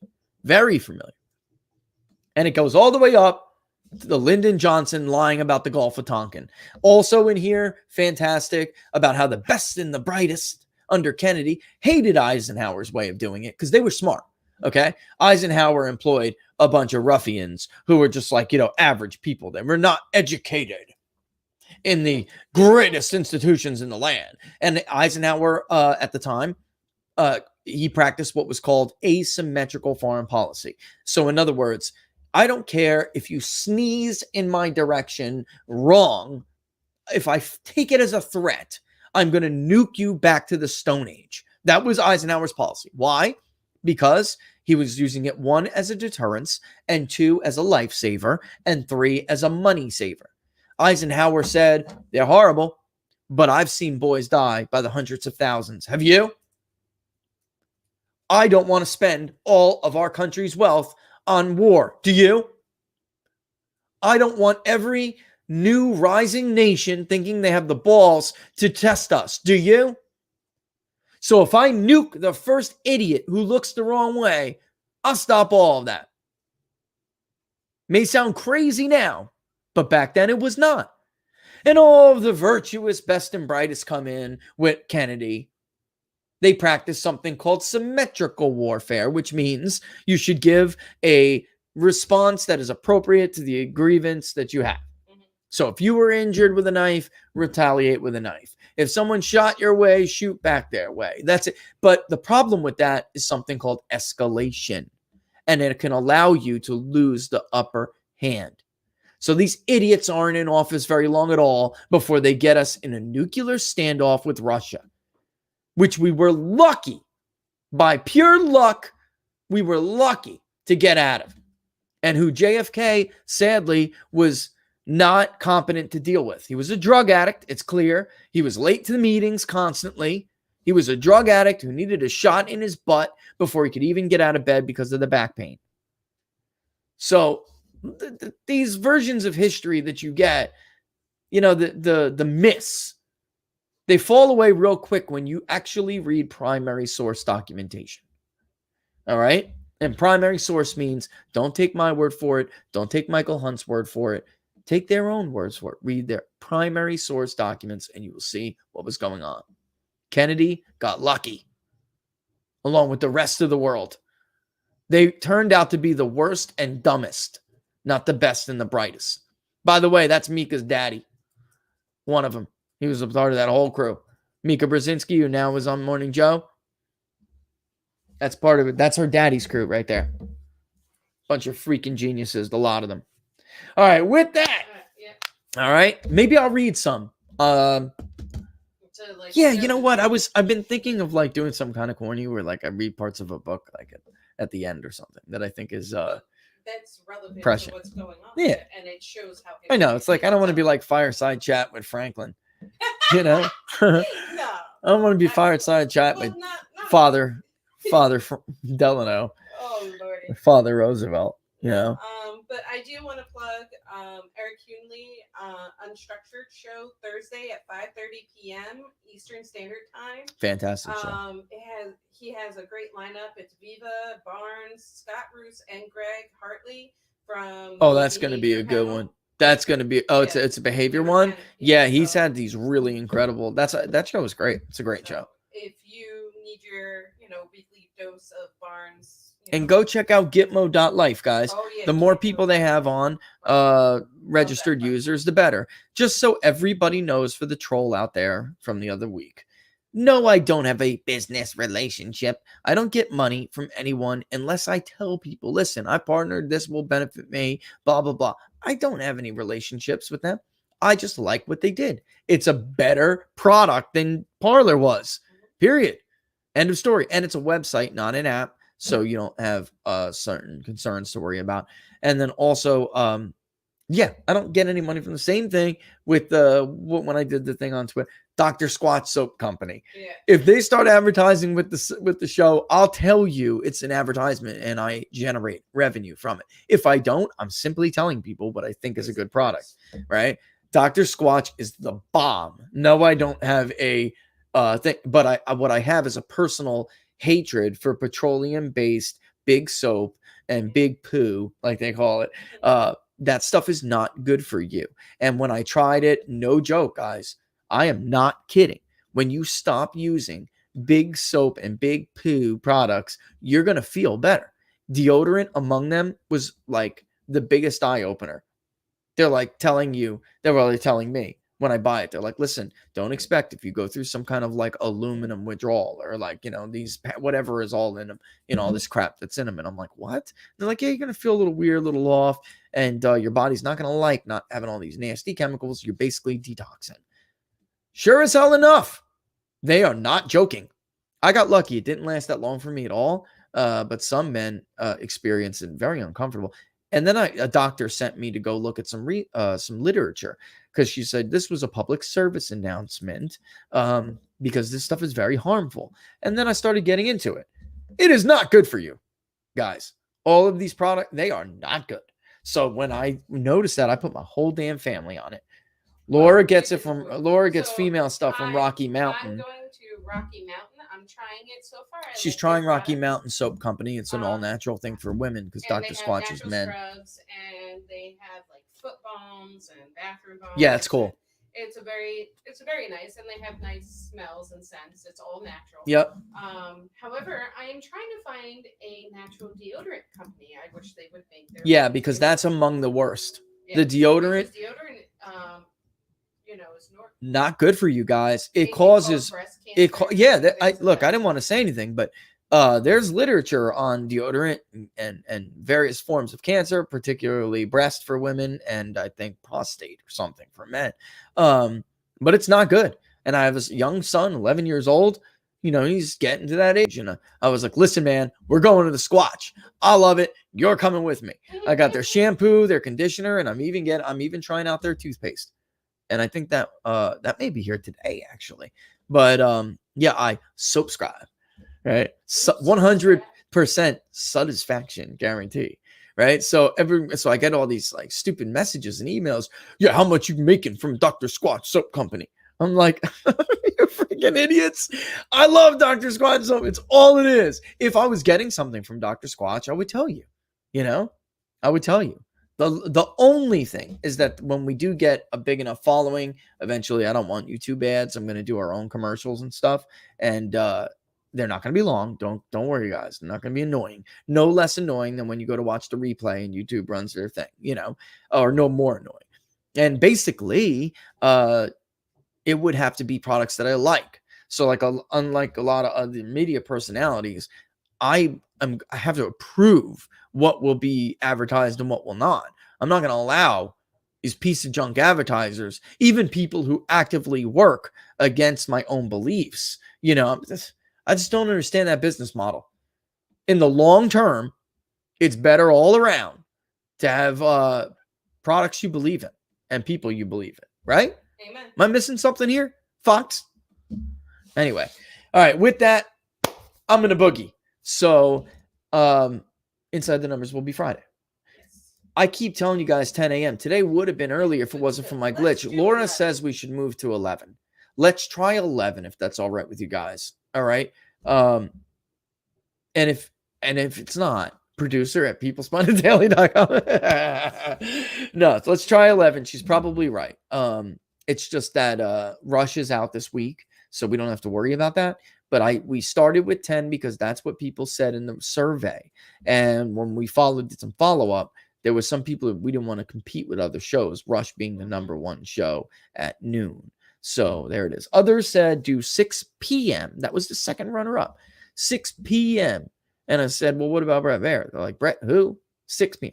You know, they didn't care if I cut into Brett Baer, but some of them did care about other shows. All right. So with that, I'm going to run out of here. Don't forget, peoplespundit.locals.com. Follow me on Locals over there. That is the destination. PBD, in case you guys didn't notice, is getting it's basically some economic stuff, but we're going to have a bit of a revamp. I don't want to blow it up yet. Don't you dare. But I'll kick your peanut. It's going to be a more entertaining website. Let me put it like that. Yes, it will still have the data and the visualizations. Of course, it's a data journalism site, but we are moving this puppy into a new era. They are doing everything in their power to block me anyway. We can't act like a typical media company because we're not treated like a typical media company. If I was fake news, if I was the editor of a fake news site, then Google would not keep me in the Google News Index. Then Apple we're not in because I refuse to give up my user stuff for their app now. They can kiss my butt. That's why we're not there anymore. But we were the Bing News Hub, all the rest of them, if there was a legitimate reason. Oh, Facebook's news page, they even gave me the markup or claim for doing fact checks. All right. So Twitter is just on a Twitter run, and they will not put it back up. So we're going to have to do something to draw more attention. So that's the plan. All right. So Laura's like, don't you dare. But you could still check it out. But follow me on Locals right now as a backup. All right. peoplespundit.locals.com. If you're watching on YouTube and you don't already subscribe, go ahead and subscribe. Hit that notification bell. That'll let you know when we're going to go live. Plus, it helps that funny little YouTube algorithm. All right. And like the video as well. And then if you are watching on Facebook, which I see a bunch of you are, hit that like button, guys. Facebook, I will say, Facebook Live is really good.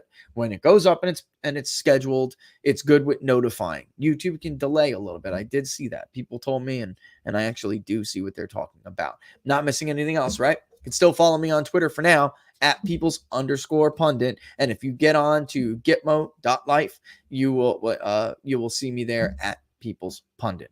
We will see you on Friday at 11 a.m. Thanks for watching, folks, and all the best. Stay safe, stay happy, stay smiling.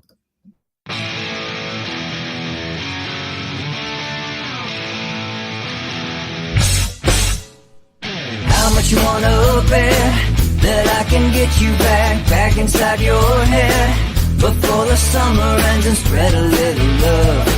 Just for a little fun, I'll make you come back to me before the rise of every sun. Baby, it's meant to be. I know you got a man, but he don't understand. You're gonna be a heartbreaker. You're such a love taker.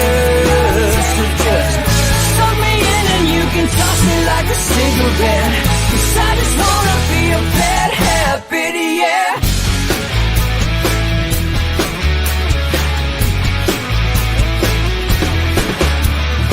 Rhythm in our love, it's impressive, excessive.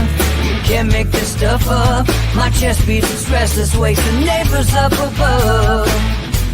Yeah, baby, come and show me love. Baby, come and show me love. Because you're gonna be a heartbreaker. You're such a love taker. So just suck me in and you can toss me like a cigarette. 'Cause I just wanna be a bad habit, yeah.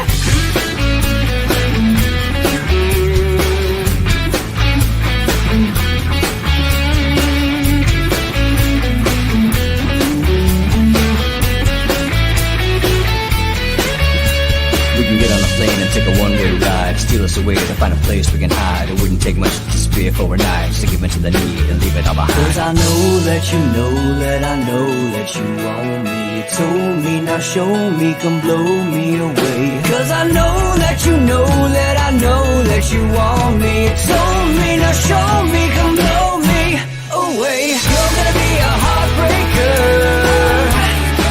You're such a love taker. So just suck me in and you